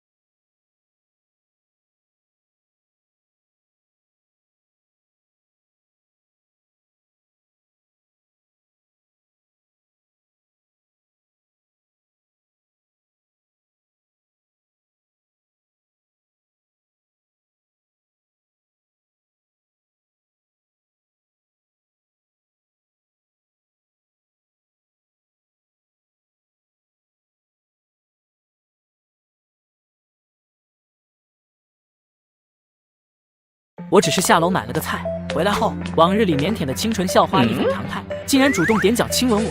这一举动让我瞬间懵在原地，心跳乱了节拍。你这是干什么？抱歉，这是我的惩罚。惩罚？尹梦冉非常的害羞，借着我去给你们做饭的脸，一溜烟的跑进了厨房。感觉怎么样？什么怎么样？这是什么情况？我就出门买个菜，你们干啥了？你出去买菜的时候，我们俩无聊。尹梦冉就提出了和我玩游戏，输了的话就接受一个惩罚。刚刚他亲你就是我给他的惩罚，怎么样哥？这个神助攻可不可以？去，不正经。虽然花一晨嘴上说，但心里不知道为何还是很开心的。哎，表妹，我以身试险，作为表哥的你竟然一点也不感谢我，什么意思？你是不知道他给我的惩罚是什么？是让我参加校园运动会。早知道他的惩罚这么严重，我就不放水了。啥？唐芷，你居然输了！你个人机，你是不是在演我？啊？什么？跟你有什么关系？我之前和尹梦冉打赌说，如果你参加运动会，那我也得参加。哦，也就是说你也得报名了。此时花一晨感觉天都塌了，而唐芷心里却平衡了很多。我还怕要是运动会表现不好，还会被花一晨嘲讽。但是现在好了，花一晨也要参加，那就不存在难受的可能了。尹梦冉在厨房做着饭，心里既开心又担心。唐芷答应了参加运动会，这样的话花一晨也会参加，有了他们2员大将肯定会为班级多拿2块金牌的。但是靠这种办法强行让他们2人上了贼船，那我不会遭什么报应吧？不过此时在花一晨和唐芷2人的心里根本没有对尹梦冉有什么不满，毕竟惩罚是自己认同的，赌注也是自己下的。算了，既然都答应他了，反正是毕业前最后一次运动会了，稍微玩一玩也挺好的。对啊，还是想想报什么项目吧。他没说报几项吧？那是不是报1项就行了？不知道啊。他们虽然已经接受了报名参加，但是又没有答应要报几项。如果只报1项的话，那还好说，对他们来说根本不算什么事。那你准备报什么？铅球呗，短跑也可以，长跑就算了，让那些体育生来吧。唐芷听到花一晨的话，点了点头，小声道：“肌肉大耐力差呗。确实，像你这样的肌肉男，让你来长跑太难为你了。不过我可以啊，那我就报长跑吧。”你什么意思？我不能长跑？我告诉你，我也能跑。我平时也练有氧的，不长跑只是想给那些练田径的体育生一个机会表现，知道吗？可是你还记不记得我们有一次跑马拉松，你跑到一半就……那是因为我低血糖了，知道吗？那不是跑不动了。唐芷拿出了一个棒棒糖，然后脸上挂起一抹意味深长的微笑。这样啊，那你这次就吃着糖，看我跑吧。花一晨瞪大双眼，露出不可置信的表情。我还就真的要报长跑，1500米行了吧？你看着吧，要是不拿第一，我把我号里面装备全分解了。哥，真别逞强，没说你不行，但事实就是如此啊！你肌肉大消耗肯定大啊，凭什么你力速双 A 啊？你就老老实实扔铅球就好了吗？别沾长跑的边了。你……花一晨一时语塞，心里的火气又上升了一大截。下一秒他沉下气，用着奇怪的腔调说道：“也是，我扔铅球起码能保证赢，你长跑又保证不了，到时候输了可别哭啊，我没法跟我姑姑交代。”花一晨，你就小时候赢过我1次篮球，至于说到现在吗？那你还经常挑战我干嘛呢？你明知道赢不了，我也不想说啊，但是你不服输啊。好啊，那我报2项，拿2个金牌，我看你到时候还怎么得意。开玩笑，我报3项。我4项。我除了报名参加项目之外，我开幕式在表演的节目。切，就你会表演节目吗？我从小拿过的艺术奖，比你在游戏里获得的成就都多。尹梦冉在厨房忙碌饭菜，不知道客厅发生了什么。等到她做完饭菜之后，来到了客厅，准备叫2人吃饭。好了，来吃饭吧。你们在干嘛？尹梦冉，运动会男子组，只要是时间上没有冲突的，能给我报多少就报多少。我也一样。对了，你顺便问问校方，我能不能参加男子组的比赛？我想亲自赢下和某人的比赛，让他知道打篮球厉害并不代表运动全能。尹梦冉瞬间懵了，这2人是怎么了？我想着他们2个一人报1项，为班级的2个金牌就够了，怎么感觉这2人是杠上了？哦，对了，开幕式的表演没定呢吧？我报一个，表演武术。我也报，我表演舞蹈。 2人此时已经不满足于在运动项目上竞争了，而是打上了开幕式表演的主意。尹梦冉也十分为难，毕竟这些确实是由他这个班长来决定的。一个班级只能表演1个节目啊，这怎么办呢？那你们2个能不能排成1个节目？不能。啊？这2个陆地神仙要怎么安排才能让他们满意啊？我考虑考虑吧，你们也冷静一点，我们先吃饭，运动会还有挺长时间呢。好吧。平日里腼腆的清纯校花一反常态，步步靠近，好像要对我做一些特别的举动。只因我最近学习压力大，导致腰间酸痛，只好趁课余锻炼。没成想却被平时腼腆的清纯校花瞧见。我在初中的时候还跟朋友说过不喜欢那种肌肉男，感觉那种白白净净、高高瘦瘦的挺好看的。但是现在看到花一晨这样的身材，一时间尹梦然都看入迷了，都不知道该干什么了，就坐在那里一声不吭地看着。花一晨锻炼完后感觉非常的痛快。最近一直在学习，肩膀和腰都特别酸疼，现在锻炼了这一次感觉舒服多了。当花一晨转过身才意识到尹梦然坐在那里，而且此时还盯着自己的身体看，好羞耻。休息了一会之后，花一晨就去洗澡去了，而尹梦然去了花一晨锻炼的地方，简单的收拾了一下。我是不是也该运动运动，锻炼锻炼身体了？这样能和花一晨有个共同的爱好。也不知道花一晨喜欢什么样的女孩，是会喜欢运动的那种吗？还是会喜欢偏文艺的那种呢？尹梦然想在童一宁身上找吸引花一晨的优点，却没找到，想来是童一宁出现的早，花一晨在情窦初开时爱上了他，这也没办法。不知道童一宁怎么想的，花一晨追了他2年都不同意，要我早就同意了。这时花一晨冲完澡走了出来，看到尹梦然站在锻炼的地方发呆，不知道在想什么。怎么了？你也要锻炼一下吗？我只是想试一试。试一试吧，不过你重量肯定要小一点，太重有可能会伤到。花一晨将哑铃片卸到大概有5斤左右，递到了尹梦然身前。现在差不多可以了，你试试。那个我不会。尹梦然知道，要是动作不规范，那对身体肯定会有严重的后果。没事，我教你，先拿着。花一晨走过去，站在了尹梦然的身后，伸出了自己的双手，轻轻握住了尹梦然的手。尹梦然忍不住轻哼一声，身体很明显的微微一颤。他的背后能很清楚的感受到花一晨结实的身体贴了上来，让他这一刻产生了特别的安全感。慢慢来，感受发力的位置，匀速呼吸。花一晨贴我这么近，我根本专注不了啊。习惯了动作就可以了，动作不规范一定要及时调整。几分钟过后，尹梦然实在是坚持不住了，不行了，拿不动了。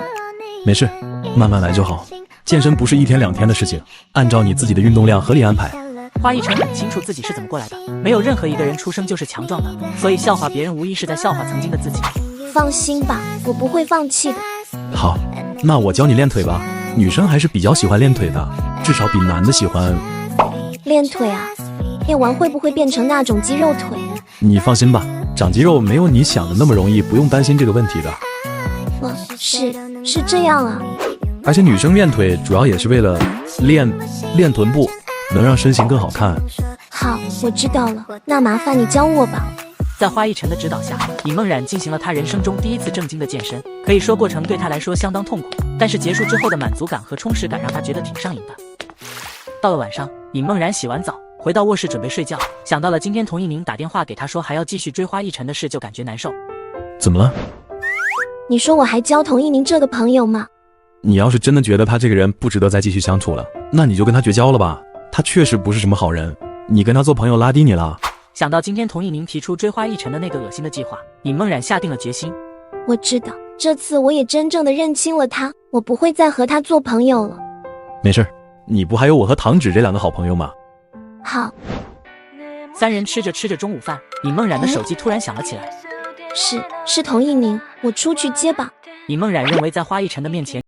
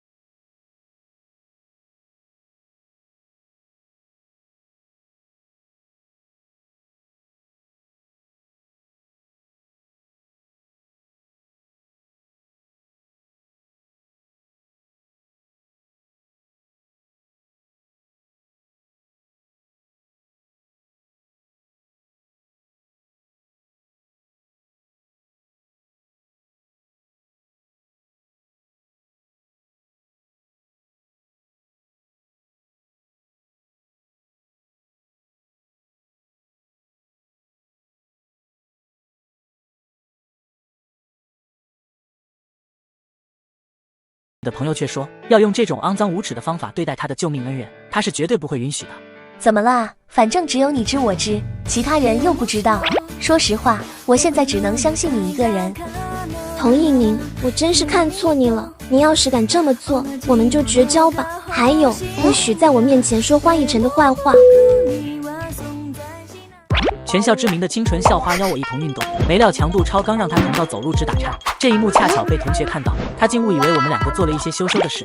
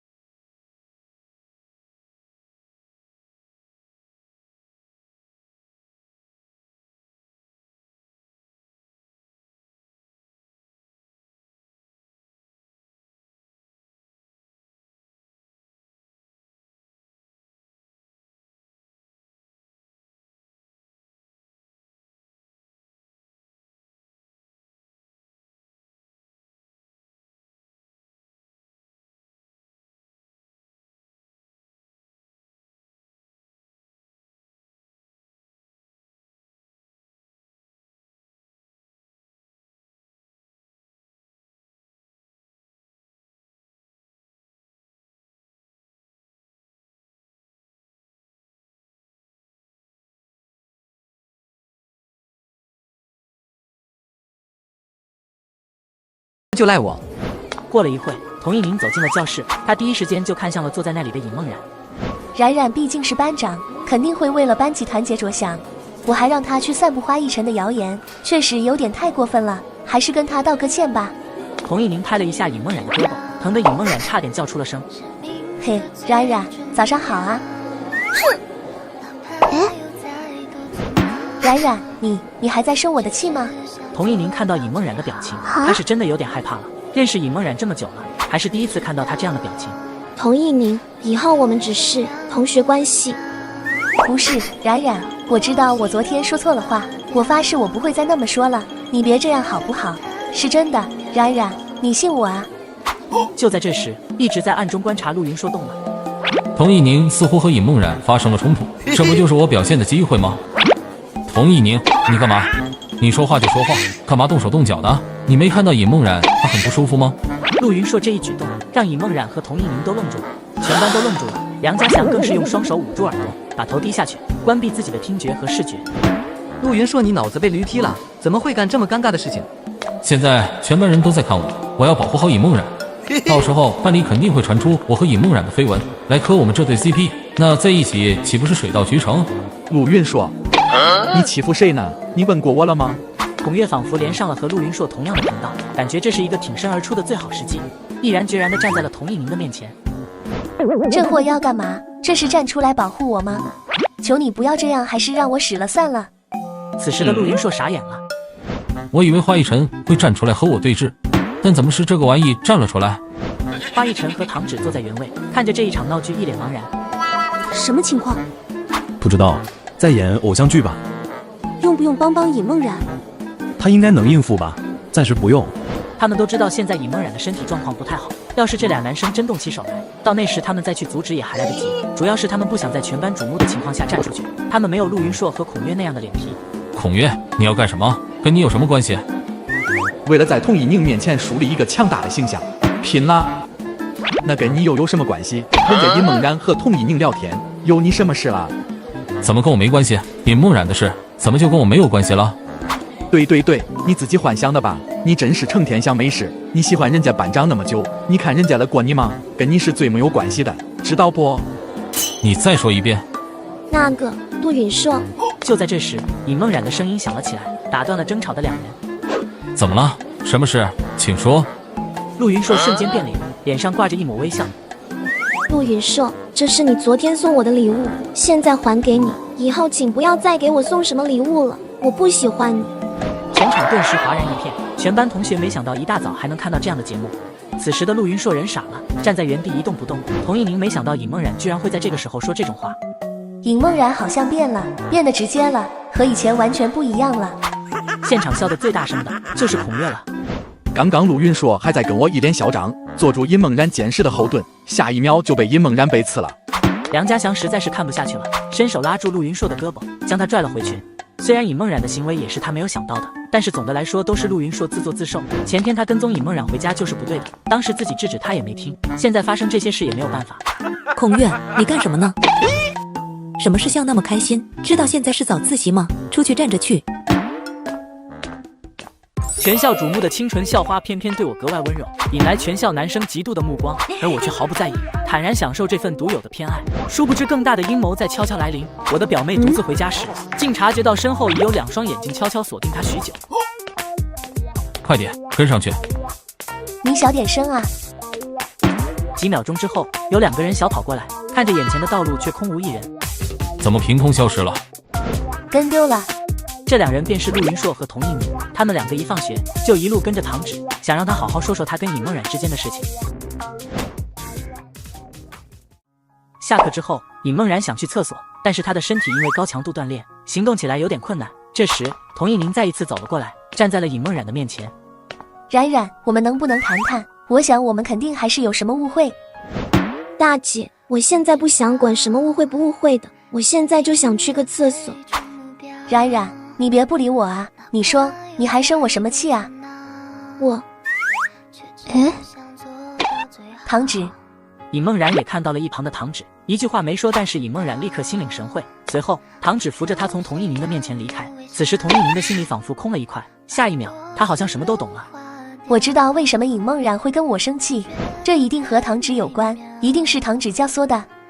唐芷，你从我身边抢走我喜欢的人花一晨，你还要抢走我的闺蜜冉冉吗？太欺人太甚了。到了中午吃饭的时间，陆云硕还在早上尹梦然拒绝他而感到难过。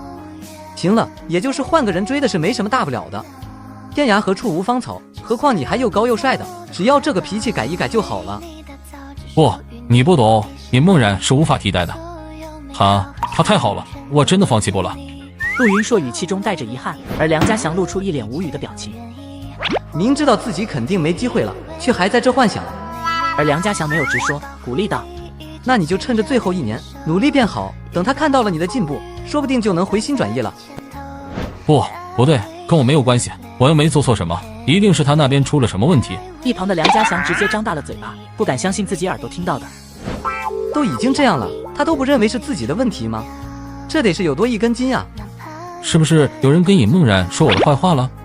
一定是。谁呀？你忘了我们送礼物去的那天，是谁把礼物带进去的？你是说唐芷？对啊，只有可能是他。你想想，他那天遇到我们的时候，那个瞧不起我们的表情，肯定是他。他拿了礼物进去之后，跟尹梦然说我的坏话，所以尹梦然才把礼物送了回来，然后当众决绝我。他瞧不起我们才对呢，是我们先跟踪的尹梦然，这个行为谁见了不恶心？别闹，他也不像那样的人啊。你等着，我早晚找到证据，但是我得找人帮我一起调查。童一明白，她不是尹梦然的好闺蜜吗？我记得她当初还支持你和尹梦然在一起呢。对啊，好主意，我现在去找她。梁家祥还想说什么，但是陆云硕已经跑远了，根本不给他说话的机会。你早上刚跟人家发生冲突，不赔个礼道个歉，现在又去求人家办事，咋想的？这傻子早晚要吃亏。好了。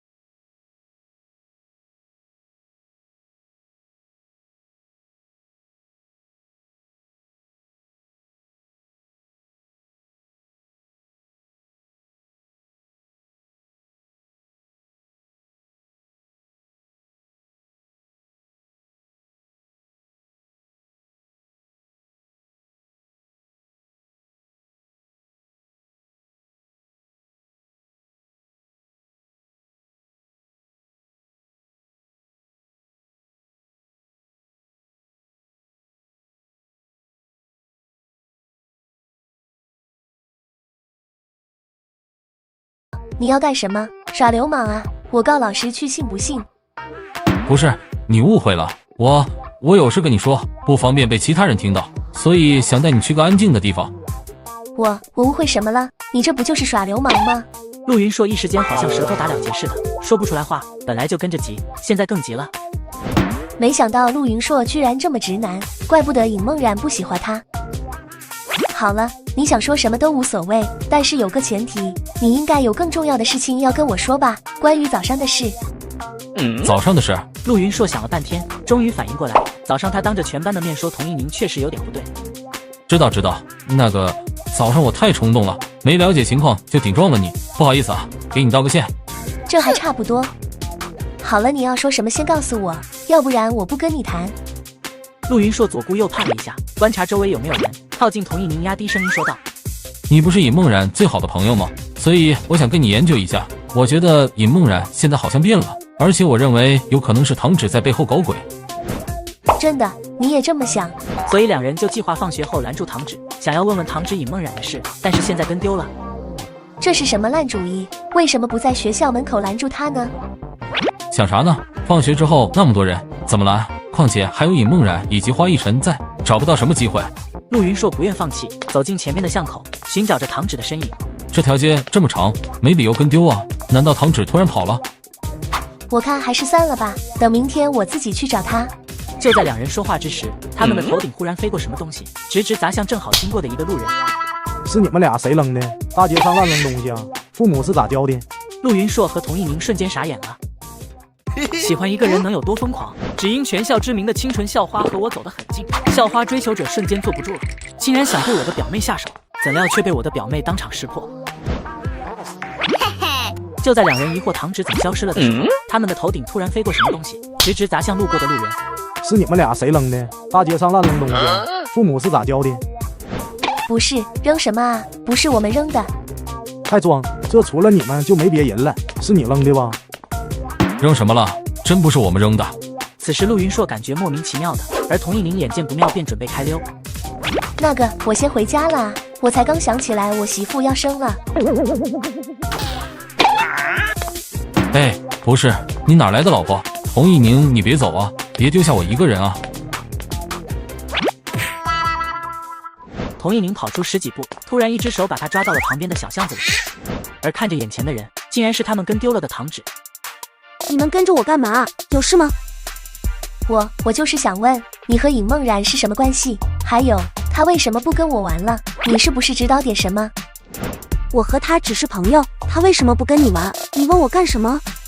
你敢保证你没有在他面前说我的坏话吗？没说过。唐芷果断的回答，一点都没有犹豫。童一宁见唐芷回答的这么干脆，脸上也根本看不出任何撒谎的样子，他不禁愣住了。难道是我误会了，还是唐芷在撒谎？那你是怎么和他成为朋友的？童一宁总是觉得唐芷有一种莫名的压迫感，让他瞬间没了气势。他不跟你玩了，跟我没有关系。我跟他怎么成为的朋友，跟你也没有关系。但我可以明确的告诉你，这两者之间没有因果关系。我能相信你吗？你信与不信都无所谓。唐芷说完之后，就转身准备离开了。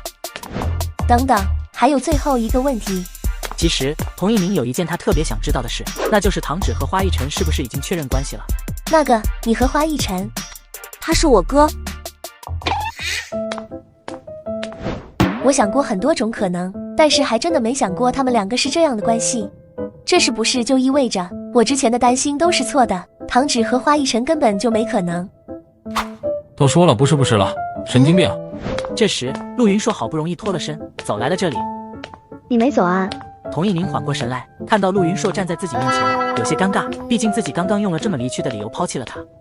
好了，走吧，回家吧。真倒霉，等明天放学的时候继续跟着吧。我觉得和唐芷没有什么关系，我看还是别打他的主意了。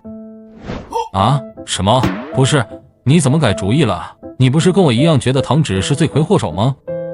之前是，现在不是了。我觉得冉冉的改变肯定另有隐情。对了，我还没问你，你觉得冉冉哪里变了？我看看你跟我的想法是不是一样的。童一宁认真思考起来，他总感觉尹梦冉和以前相比更加洒脱了，以前总会顾忌着担心那的，但是现在好像什么都不在乎了似的。这还用说，当然是变得不喜欢我了啊，还在全班面前讲出来，这要是以前怎么可能会发生这种事？陆云硕说的话直接把童一宁的大脑干短路了。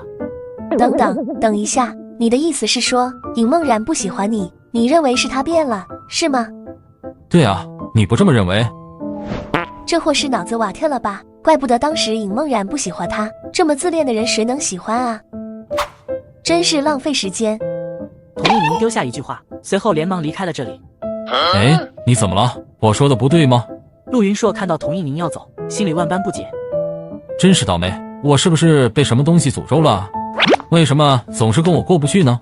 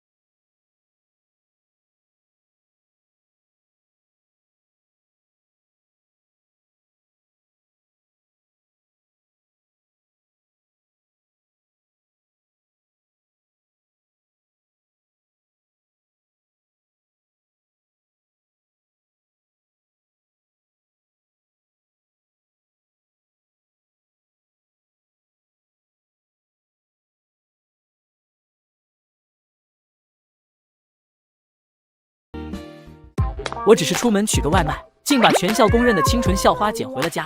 自此他赖着不走了。同吃同睡，放学同路，粘人的紧。这幕被校花的追求者撞见，对方当场炸了锅。每次尹梦冉都是陪着我，我一学习他就会在一旁辅导，我不睡他也不睡，这谁能扛得住啊？看来我以后要让尹梦冉多睡一会儿了。花一晨来到卧室，他的脚步很轻，手臂很稳，几乎不会让尹梦冉有任何颠簸的感觉。当他走到床边，准备将尹梦冉放下的时候，尹梦冉突然在花一晨的怀里翻了个身，花一晨身体仿佛在一瞬间石化了一样，不敢动一下。他好像还没醒，这好像是他在睡梦中无意识的行为，我现在该怎么办啊？现在尹梦冉搂着花一晨的肩膀，花一晨根本就没办法将她放到床上。难道现在要把尹梦冉叫醒吗？恐怕也没有什么别的办法了。妈妈。听到这两个字，花一晨瞬间愣住了，紧接着他就感觉到尹梦冉抱着自己的手又紧了紧，似乎生怕自己跟他分开似的。说到底，尹梦冉也只是个在父母眼里尚未成熟的女孩，可是她的父母却永远的离开了她。花一晨现在最想的就是希望尹梦冉不要醒过来，能让她多睡一会就好，也许在梦中能让她和她的妈妈多待一会。大概过了1个多小时，尹梦冉睁开了朦胧的双眼。早上好。尹梦冉意识到自己好像是躺在花一晨的怀里。要不你先起来一下吧，我胳膊要动不了了。我怎么会在花一晨的怀里？但是我怎么睡得那么死呢？要是醒着该有多好，到那时我就会继续装睡，然后就能感受到在花一晨怀里躺着的感觉。尹梦冉已经忘了刚刚在睡着时做了什么梦，只是感觉到非常安心，不然也不会睡得这么好。你睡好了吗？要不要再睡会儿？时间还算早。我睡好了。那我去做早餐了。不，还是我去做吧。你要养足精神应对考试。花一晨看着尹梦冉那认真的脸，本来是想着下意识拒绝的，但是话到嘴边却没有说出口。好，那就麻烦你了。好的。尹梦冉先是一怔，随后就去了厨房。奇怪，我都已经做好和花一晨争执的准备了，但这次花一晨居然没有跟我据理力争。一般这种情况他肯定会我和争执300回合的，我只是睡了个觉，为什么感觉花一晨变了很多？等到2人吃完早餐，就准备出门去上学了。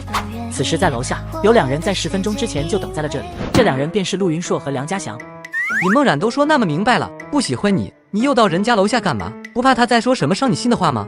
你不懂，他不让我送礼物，那我就不送了呗。我送早餐不行吗？这总不能算是礼物了吧？而且他只是说不喜欢我，又没说不跟我做朋友了吧？所以我还是有机会的。梁家祥一脸无奈地看着陆云硕，他有时候真的佩服陆云硕，就像是杀不死的小强一样。真是不理解你的想法，像你这样的，等什么时候看到尹梦冉和别的男生在一起，你就老实了。绝不可能，唯一能在他身边出现的男生只有可能是我。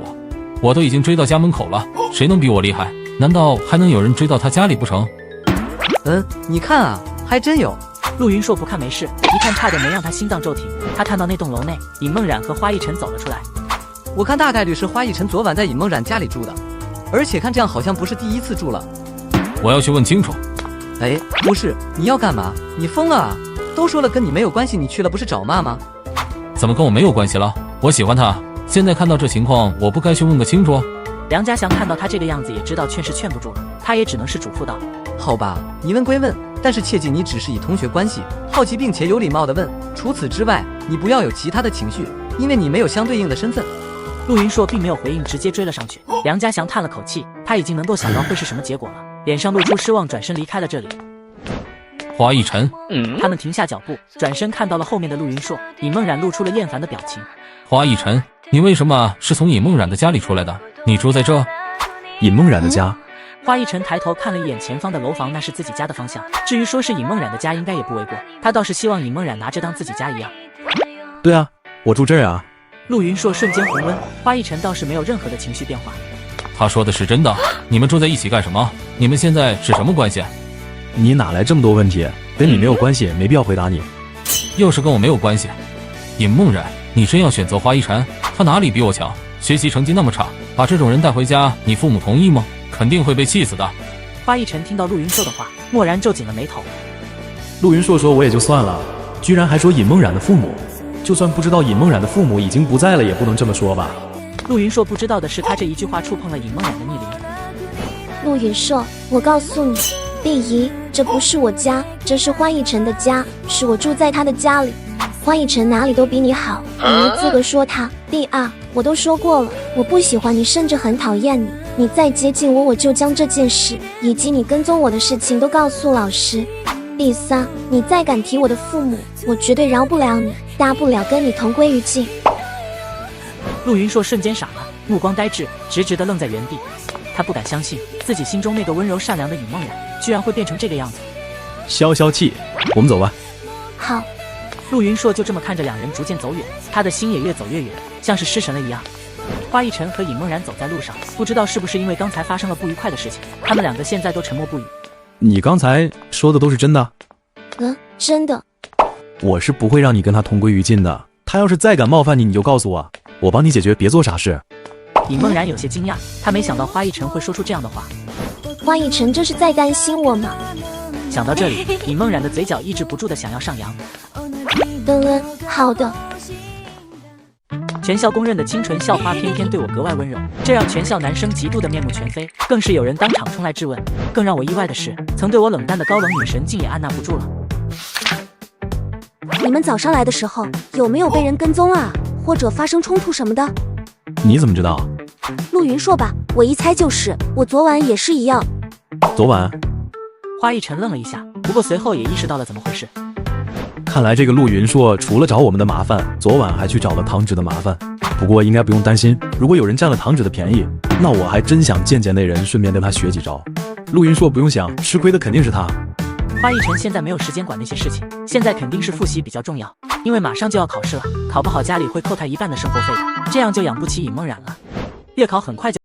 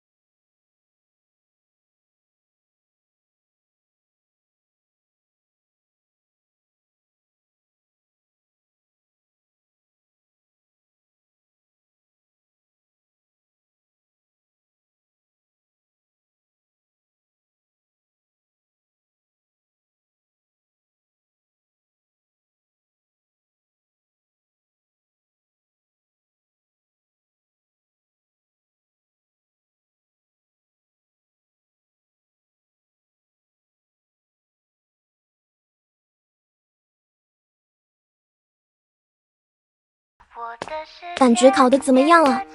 不清楚，应该没什么大问题吧。花一晨表情比较凝重，他只是想着自己脑袋里学会的东西，然后将答案写出来了而已。至于对与不对，他就不清楚了。花一晨给尹梦然的感觉是非常成熟的那种，就像是自己的长辈。但是现在看到他也会跟普通学生一样因为考试而发愁，让尹梦然觉得自己和花一晨的距离似乎也并没有那么远了。看他这么难过的样子，真的想抱住他安慰安慰。但是尹梦然还是忍住了。现在在外面，自己倒无所谓，但是恐怕对花一晨的影响不太好。好了，考完的就不要多想了，我们回去复习明天的考试吧。听到这句话，不知怎么的花一晨瞬间好受了许多，也许这就是安慰的重要性吧。两人朝着回家的方向走去，而他们两个离开的身影被一个人全部看在了眼里。冉冉，怎么和花一晨在一起？童一鸣瞬间傻了，他不敢相信为什么尹梦然会和花一晨会一起放学。应该只是正好顺路吧。童一鸣安慰着自己，完全想象不到尹梦然和花一晨在一起的画面。不可能，绝对不可能，就当刚刚什么都没看到吧。花一晨和尹梦然回到家，两人一起复习了一会儿就准备睡觉了。对了，尹梦然，你有想去的大学吗？说实话没有，我压根就没想过我还能上大学。尹梦然声音中带着些许悲凉，他的父母出了意外，自己都没有信心生活下去了。你得好好考虑了，你的成绩那么好，不上大学怎么行？可是上大学还要钱，我觉得我不上也一样。钱的事，我会帮你想办法的，别那么着急放弃。花一晨再次说了让尹梦然陷入沉默的话，他没法回应这句话，他的心里其实很高兴，很想欣然接受下来，但是于情于理他都不应该接受。花一晨并不欠我的，反而是我却欠了花一晨很多，我现在已经不知道该怎么回报他了。我会考虑的。如果真的让他现在就选一个大学的话，他肯定想跟花一晨上同一所大学，不管好坏。第二天一早，两人就早早的出了家门，准备应对最后一天的考试。就在两人刚踏入校门的时候，花一晨就听到了身后传来一个声音：等等，花一晨，兄弟，你能不能帮帮我啊？我遇到困难了。第一，我不是你兄弟；第二，你遇到困难了跟我也没有关系，我帮不了你。求你了，哥，求你帮帮我，事成之后我必定涌泉相报。真的？真的。行，我想要一个游戏里的皮肤，你给我买我就帮你。可以。你确定？你不问问多少钱？没事，多少钱我都买，必须让你感受到我的真诚。一个游戏的皮肤能多少钱啊？还能上万不成？一旁的尹梦然若有所思。上个周末，堂指来花一晨家里玩的时候，我好像听堂指说过，花一晨一直想要一个游戏武器的皮肤，好像要2000多块钱。好吧，既然你这么诚心诚意，那我可以帮你说吧。你想让我帮你什么？哥，求你帮我把童一鸣约出来吧。啥？我说让孔月买那个皮肤，其实也就是个玩笑话，也没打算之后管他要。本以为不是什么大事，谁想到孔月这小子真敢说啊！我追了童一宁2年都没约出来过，现在就能约出来了。况且现在我不想再和童一宁有半点关系，帮不了，你找别人去吧。对呀，哥，你就帮帮我呗，我真是一点办法都没有了。你自己约不到，那托别人帮忙怎么可能会成功呢？就算约到了，那估计也是看花一晨的面子。那你觉得你约出来还有意义吗？孔月觉得尹梦然说的确实有道理。听懂了吗？以后这种事不要再来跟我说了。花一晨直接就离开了，留在孔月愣在原地，心情一下子跌入了谷底。你应该有机会的，别放弃，说不定就成功了呢。真的？真的，你加油吧。尹梦然说完之后就匆忙离开了。说实话他也不知道真的假的，因为他就是瞎说的，因为花一晨说过要让他撮合孔月和童一鸣。如果孔月一直缠着童一鸣的话，那童一鸣就不会再来纠缠花一晨了吧。连尹梦然这样的人物都这么说了，也就是说我其实很有机会，根本就没必要请别人帮忙。大师，我悟了。孔月一瞬间就豁然开朗了，脸上重新挂起了自信的笑容。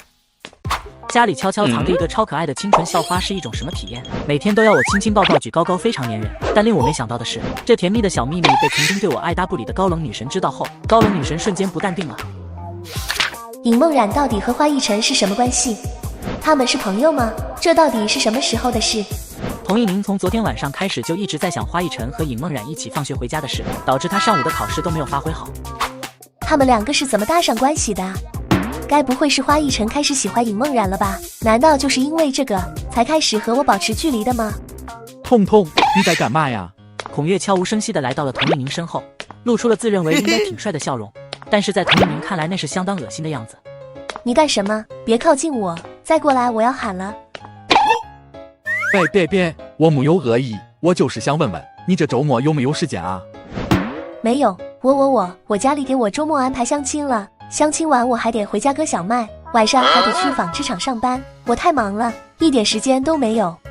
我看了你在发呆，你在想什么呢？关你什么事啊？孔月突然想到了什么，连忙开口说道：对了，你知道吗？听说华一晨和班长尹梦然似乎同居了。好，知道了。童一宁敷衍的答应，但是大约3秒钟过后，他露出了一脸惊讶的表情。你说什么？孔月见自己成功吸引了童一宁的注意，便继续说：你还不知道啊？你看是不是陆云硕也没来？我昨晚跟他聊天的时候问的他告诉我的，他因为这件事好像以后都不打算来学校了。到底怎么回事啊？你快点说。哎呀，但是我随便就把别人的秘密说出去，不太好吧？我可是嘴巴很严的人啊。那你要怎么样才能告诉我？我想啊，在学校说这种事不太好，万一被别人听到传出去，那我可是要被华一晨收拾的，所以还是在校外说比较安全。没错，我周末有时间。你没想到孔月竟然如此的不要脸，竟然用这种方式要挟我。反正这件事现在就只有我一个人知道，你来不来是你的事。说完，孔月就转身准备离开，而童一宁已经在心里纠结了上百遍，他可太想知道这件事了。好，我周末跟你出去，你必须把你知道的都告诉我。放心吧，我肯定一字不差的告诉你。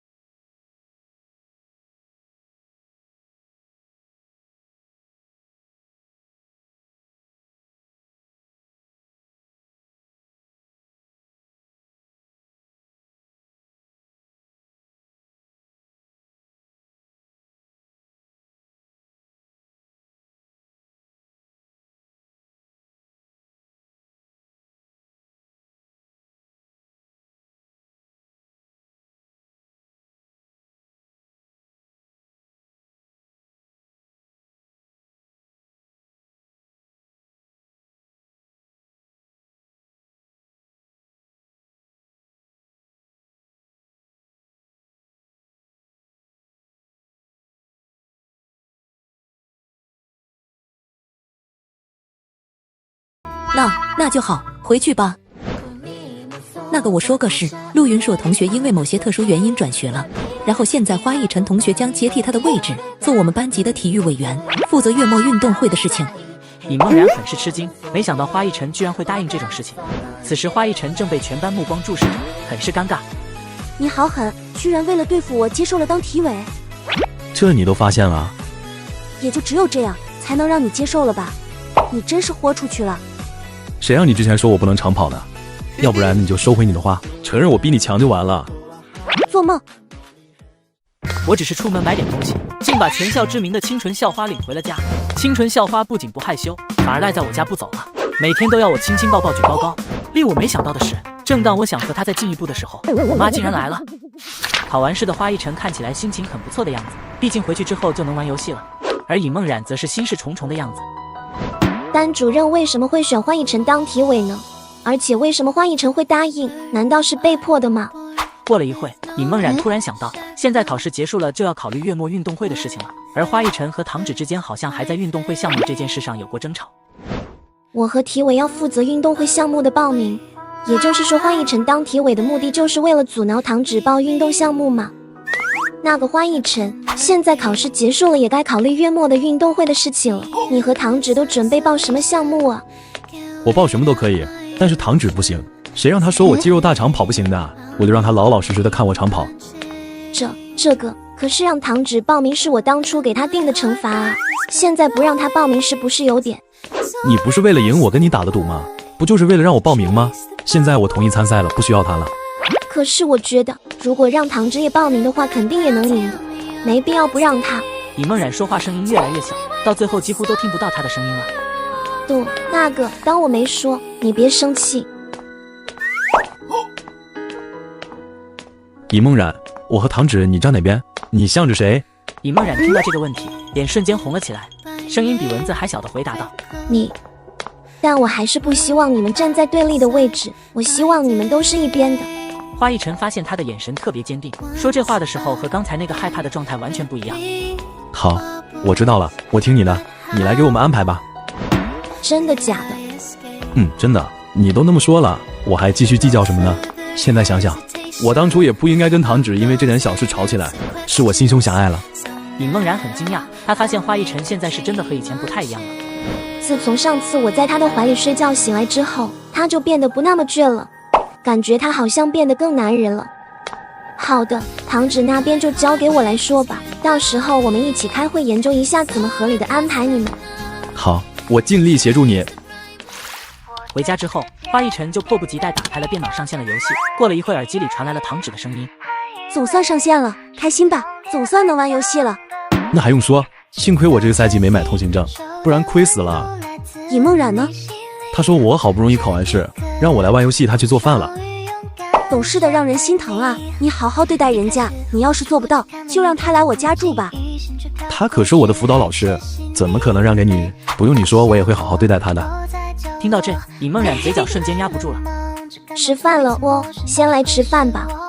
好，来了，不玩了，我要去吃饭了。OK。花一晨现在都已经习惯吃尹梦冉做的饭菜了，他不得不承认，尹梦冉做饭确实有一手，不比他差。突然，门口传来了阵阵敲门声。这么晚了，是谁在敲门？我去看看是谁。花一晨打开门之后，门口站着的是一个女人。儿子，想我了没？没有。妈，你怎么跑来了？还这个时间来，怎么不提前说一声？这不是知道你刚考完试了吗？迫不及待的想知道你的成绩啊。我给小芷可是打过电话了，她跟我说你现在学习可努力了。花一晨的妈妈一边说着，一边就要往门里面进，但是下一秒花一晨拦住了她。妈，我才刚考完试，成绩还没出来呢，等成绩出来了我就告诉你了，你着什么急啊？着急给你生活费啊？你不要？要，请进吧。尹梦冉坐在餐桌那里，看到花一晨的妈妈出现在自己眼前，立马站起身，特别紧张，准备打招呼。但是话到嘴边，却发现他的妈妈似乎并没有注意到自己的存在。这是给你和小芷带的好吃的，都是这边没有的，等上学了你带去，你们俩一起吃哈。妈，这位是……对了，这是你秋天的衣服也给你带来了，到时候天冷了就换上，别冻感冒了，听到没？知道了吗？他是……说到感冒，你爸前2天得了风寒感冒，有一个感冒药特别好用，我也给你带来了2盒，你背着感冒了就吃啊。妈，听我说。花一晨大声喊了一句，制止了他的妈妈继续说下去，随后指了指旁边站得十分拘谨的尹梦冉。阿姨，你好。女人出差仅数日，回到家后瞬间僵住了。本应只有儿子的屋里，竟藏着一位全校知名的清纯校花。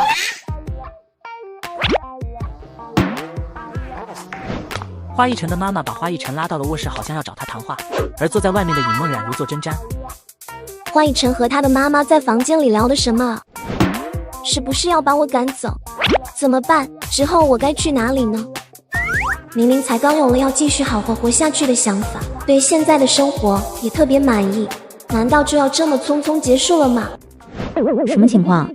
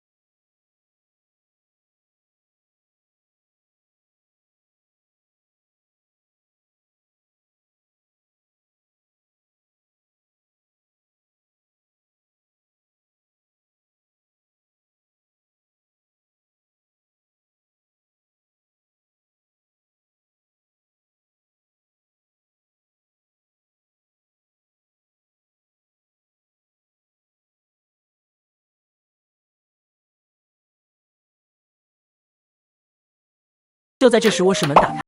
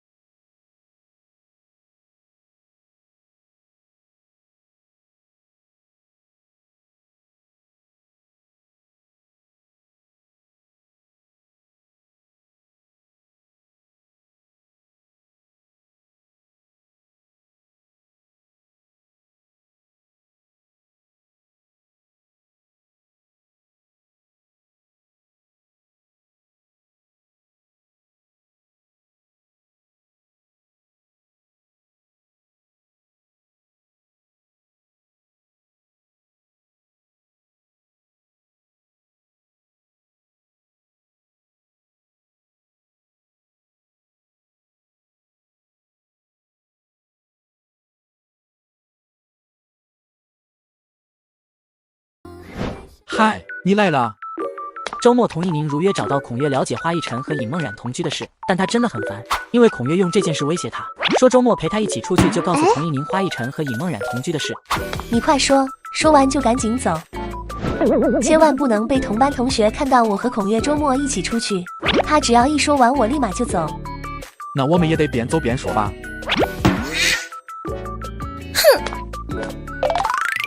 好了，快说，你到底知不知道？我当然知道了，我还能骗你不成？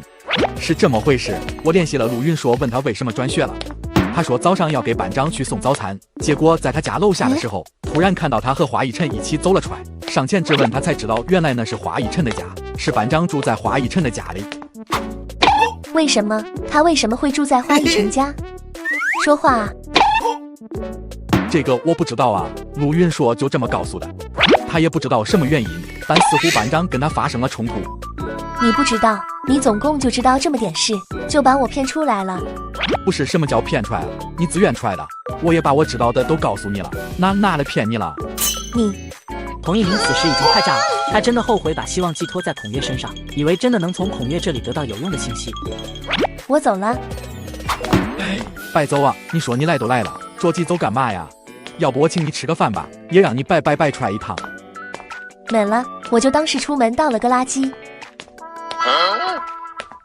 童一宁没有停下脚步，反而越走越快，而孔月也在后面紧追不舍。就在这时，前面突然出现了2个人影，竟然是周末要去堂址家里的花一晨和尹梦冉。童一宁站在原地，全身像石化了一般。好巧啊，二位要约会去吗？约个毛！你们真的住在一起了？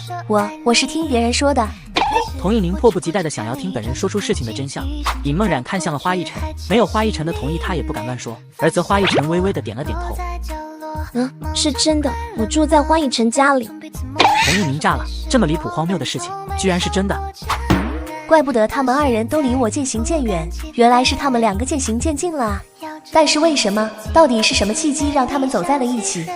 那你们2个现在是什么关系？花一晨的眉峰微微皱起，他们2个现在的关系有点微妙了。尹梦冉认了我妈为干妈，那我们2个也算是一家人了吧？他管我妈也叫妈，你自己想是什么关系吧？再见。说完，他就拉住了尹梦冉的手腕，带她离开了这里。尹梦冉也愣了一下，任由花一晨拉着自己。花一晨想着他们2个现在是要去堂址家，没时间在这里浪费，所以就将这个问题直接抛了出去，让他自己去想吧。而童一宁和孔月2人已经在原地呆住了。我靠，他们2个结婚了吗？不能吧？难道他们还没领证，但是提前把婚礼办了？怎么会这样？一个是曾经追了他2年的男生，现在不追了，反而自己却对他产生了好感；另一个则是和自己有着2年友谊的最好的朋友，他一直认为他们会做一辈子好朋友。这2个人几乎是我高中生活中最密切的2个人了，但是现在他们都背叛了我。那个你谋事吧？孔月试探性地问了一句，但是童一宁两眼无神地向前走，将孔月完全忽视了。该不会是童一宁喜欢上花一晨了吧？为什么班上一共就那几个好看的女生，怎么个个都跟花一晨有关系呢？尽管孔月现在十分不服，但是以目前情况来看，他知道自己追童一宁也没什么戏了。要不我还是追其他班的女生吧。当全校男生得知他们心心念念的清纯校花心有所属，而喜欢的人竟是我时，瞬间炸开了锅。可校花脸皮薄，满心喜欢却不敢亲口表白，只好悄悄找闺蜜来帮忙出谋划策。怎么了嘛？我说刚才吃饭的时候你在跟谁聊天啊？还把自己喜欢花一晨的事情说出去了啊？这个幸好只有堂址看到了，要是让花一晨看到，那我真是会尴尬死的。是童一宁。原来在吃饭的时候，尹梦冉收到了童一宁发来的消息。童一宁还是很震撼尹梦冉和花一晨同居的事，想问个清楚。对，他还厚着脸皮联系你啊？是因为花一晨的事情吧？他知道了我住在花一晨家里，然后他就来质问我们是什么关系。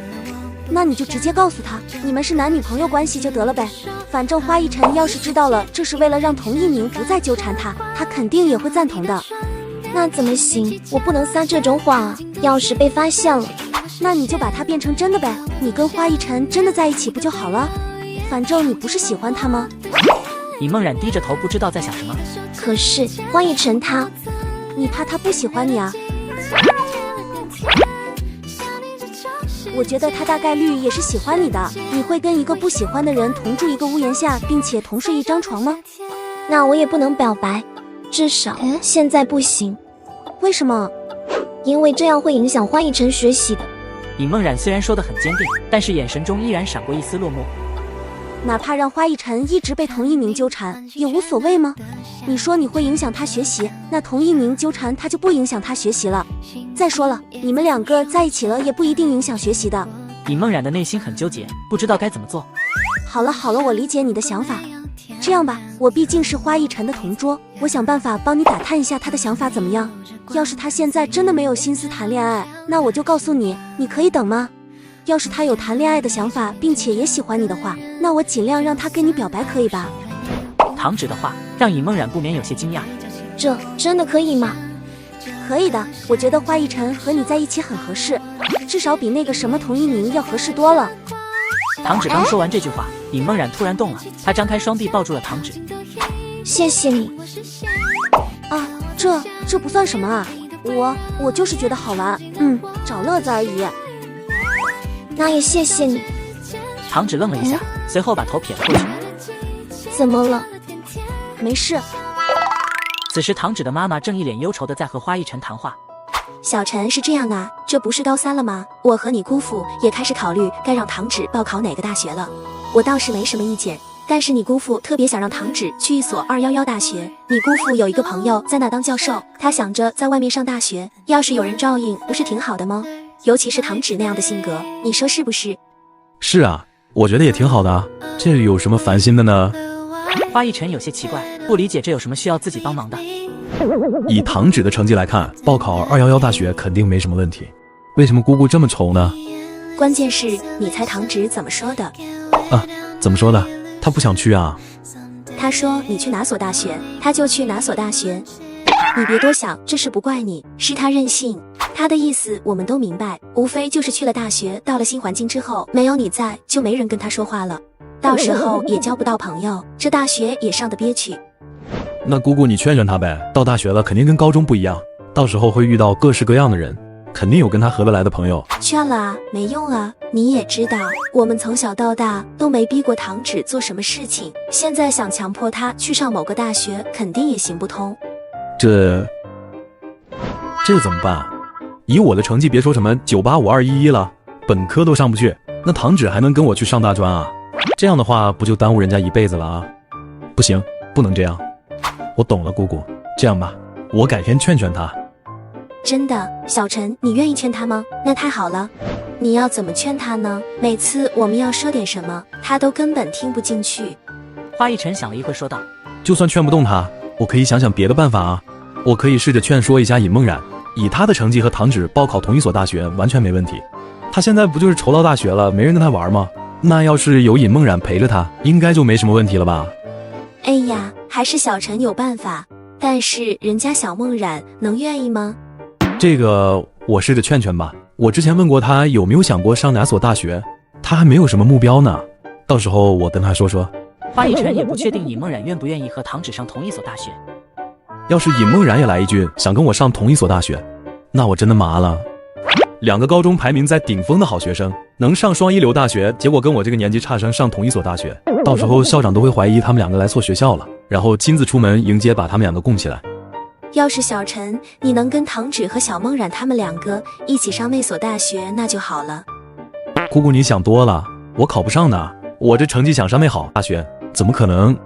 那么早下定论干嘛？唐芷都跟我说了，你这次考试进步特别大，反正还有1年才高考呢，你现在努力学，肯定能行。花雅的话让花一晨不禁有些恍惚。我能行吗？你当然可以啦，有这么大的进步，还不能说明问题吗？好好努力，争取一次比一次好。我会的。花一晨和尹梦然在唐芷家待到了下午4、5点钟左右就离开了。两人走在回家的路上一言不发，因为各自都在心里想着事情，跟对方有关的事情。如果我和花一晨成了男女朋友，那是不是晚上可以堂堂正正的让花一晨抱着睡了？一想到这些，尹梦然的内心就特别激动，甚至有些迫不及待了。我说尹梦然，怎么了？你之前说没有期望的大学对吧？那你要不要和唐芷上同一所大学？那个大学挺好的，你们也肯定能考上，还能有个伴。真的好啊，那你呢？尹梦冉先是欣然答应，因为能和好朋友在同一所大学，当然是好事。但是她还是更想和花一晨上同一所大学，不管那是什么大学都无所谓。你觉得我能考上你和堂指上的大学吗？花一晨的话里带着自嘲的意思，不过尹梦冉还是认真的回答：我觉得可以。花一晨，你很聪明，只要肯学就一定可以。好，那就拜托你教我学习了，争取让我跟你们考上同一所大学吧。好。疯了疯了！全校知名的2大校花竟都开始对我进行疯狂的追求。清纯校花为了培养感情，不仅成了我的合租舍友，还认了我妈当干妈。高冷校花得知后彻底坐不住了，竟然计划着要拆散我们俩。现如今，童一宁的心态已经发生了变化，从一开始的接近花一晨，变成了想要尹梦冉远离花一晨。哎，有什么办法能让他们2个分开呢？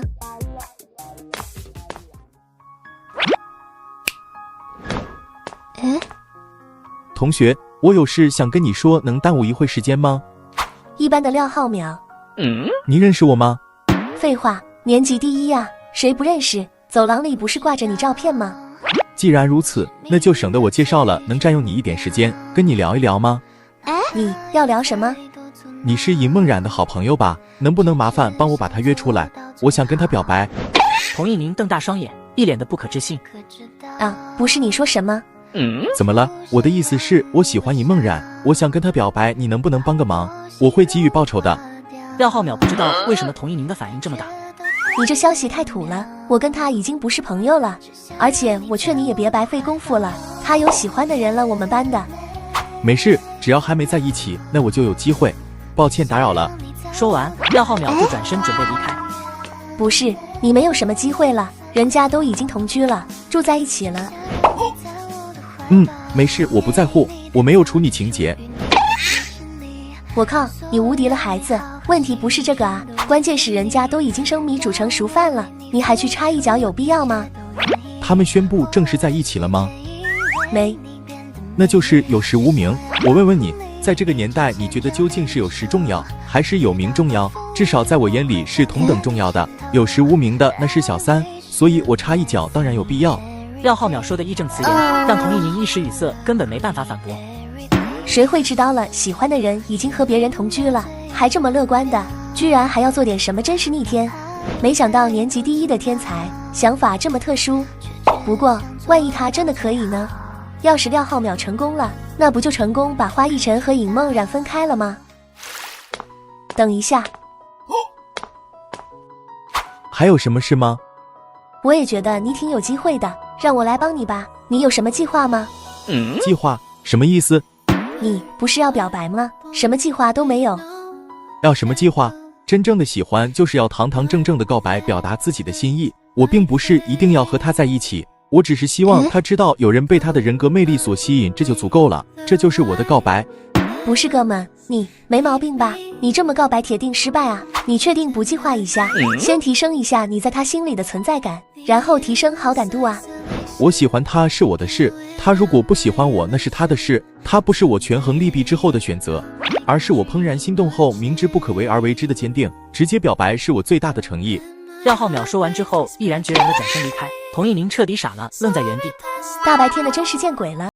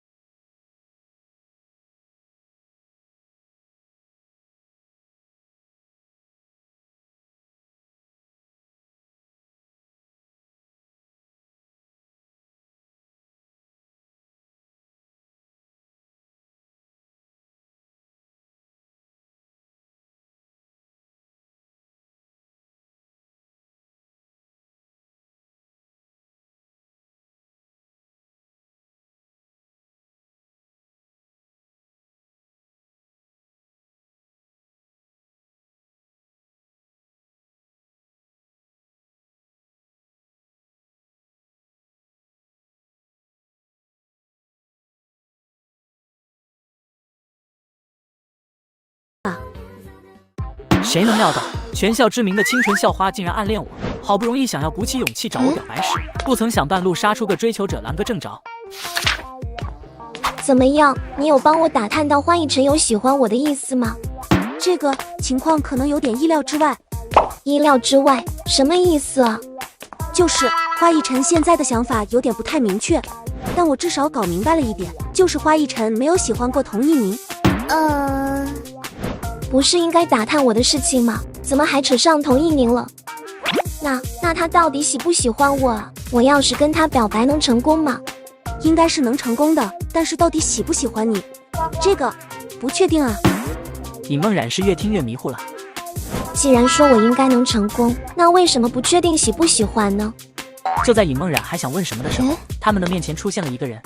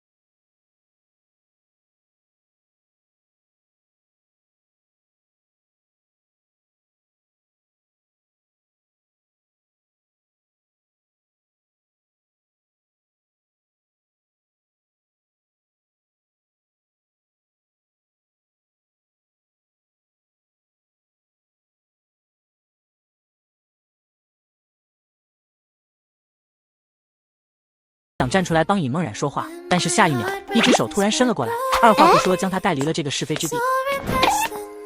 花一晨，唐芷见此人是花一晨后，露出了欣慰的笑容。众人被这一幕惊到了，廖浩苗也是如此。那就是尹梦冉喜欢的人吗？在场的人们都在同情廖浩苗，这样的场景可以说是将他置于一个非常尴尬的境地了。但是廖浩苗本人不以为然，他看起来并没有什么影响。谢谢你啊，要不然我不好脱身啊。尹梦冉一想到刚刚花一晨把自己带走的那个画面，她的心里就开心的不行。虽然现在不清楚花一晨的想法，但是他既然这么做了，那就证明他还是很在乎我的吧。没事，没多管闲事就行。下午的教室一到下课就比较热闹了，尹梦冉的身边也不知道是有意还是无意的，总是聚着不少人，是不是想吸引尹梦冉的注意力也没人知道。你看，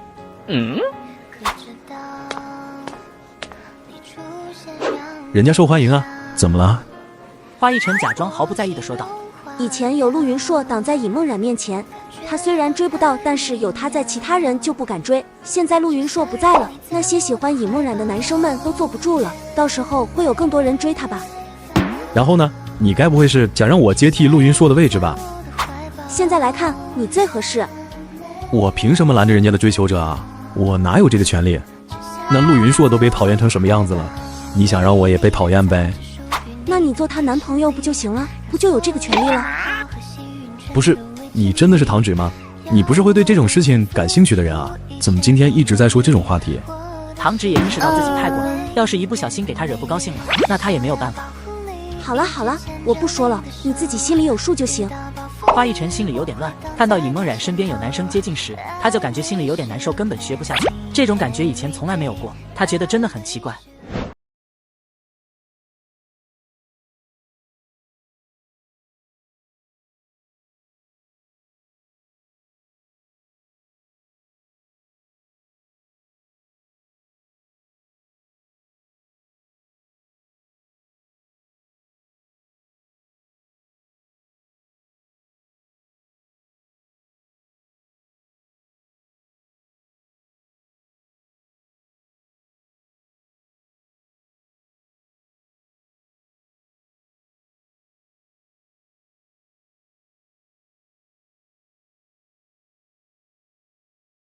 我的合租舍友竟然是全校知名的清纯校花，更离谱的是，她竟然要准备向我表白。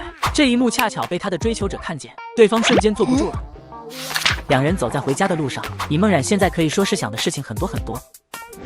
既然唐芷说我表白应该能成功，那也就代表花一晨并不讨厌和我谈恋爱吧。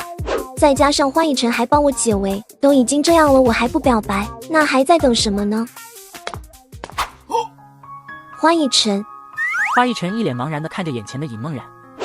我想说，就在这时，一阵响指声突然传来，打断了尹梦然的话。两人转头发现，不知何时一个人站在了旁边。那不就是中午跟尹梦然表白的廖浩淼吗？他在这想干嘛？还想跟尹梦然表白吗？尹梦然也是后退了2步，躲在了花一晨的身后。他想，幸亏自己身边有花一晨，要是自己一个人走这条路，看到廖浩淼站在这，他肯定会害怕。干什么？不是挑事，聊聊。聊？跟我？花一晨有些不敢相信，他还以为廖浩淼是来找尹梦然的。对，我觉得你现在需要跟我聊一聊。什么意思？花一晨意识到不对劲，他看着眼前的廖浩淼，觉得他的目的似乎并不单纯。你聊不聊吗？对你没有坏处，就我们2个单独聊聊。看着他好像没有恶意，就算是有恶意，我有必要怕吗？他想聊那就聊呗，正好能借此机会断了他的念想，让他以后不要再纠缠尹梦然。好啊，你先回家吧，我一会儿就回去。还是别管他了，我们直接走吧。没事，正好帮你正式拒绝他，省得他再纠缠你。尹梦然有些犹豫，但还是听了花一晨的话离开了这里。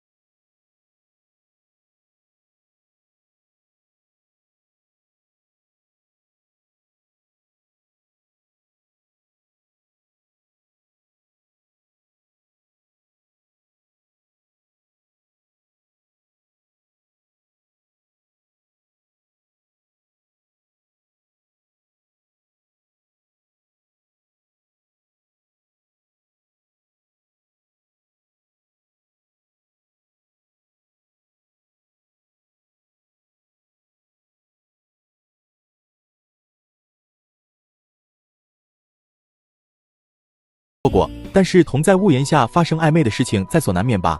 有时但无名，只是在伤害一个喜欢你的人的心罢了。退1万步来讲，哪怕尹梦然心甘情愿，但是你作为一个男人能这么做吗？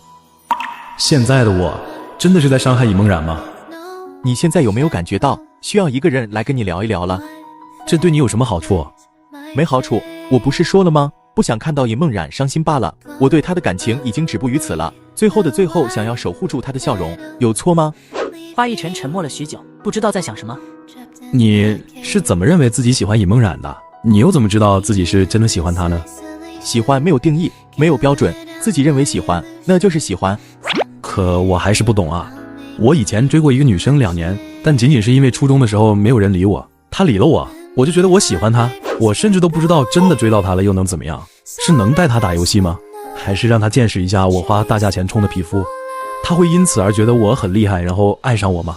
显然不可能啊。那我怎么维持感情呢？我怎么能知道我是不是喜欢她？我跟你讲讲我的想法吧，毕竟我还是有恋爱经验的。我和我的前女友在一起了之后，我每次想到她的时候就会很开心，就算今天再难过，一想到她就会觉得充满了能量。遇到任何有趣的、开心的、不开心的都会跟她分享，看到她对我有一点点互动就会非常开心，嘴角不自觉的上扬。不过更多的是怕她露出一点对我不耐烦的表情和语气，害怕她很刻意的躲着我会被她一举一动影响。总的来说，喜欢一个人真的很美好，心里有个寄托，有一个曙光，有一个方向，向着他前进，那一刻真的会承认自己就是个恋爱脑。后来呢？你既然这么喜欢他，怎么没跟他继续在一起？后来他妈妈知道了，我当时成绩很差，他妈妈说不让他跟学习不好的人玩，甚至还找上了我家，说我耽误了他家女儿学习，然后就把我们分开了。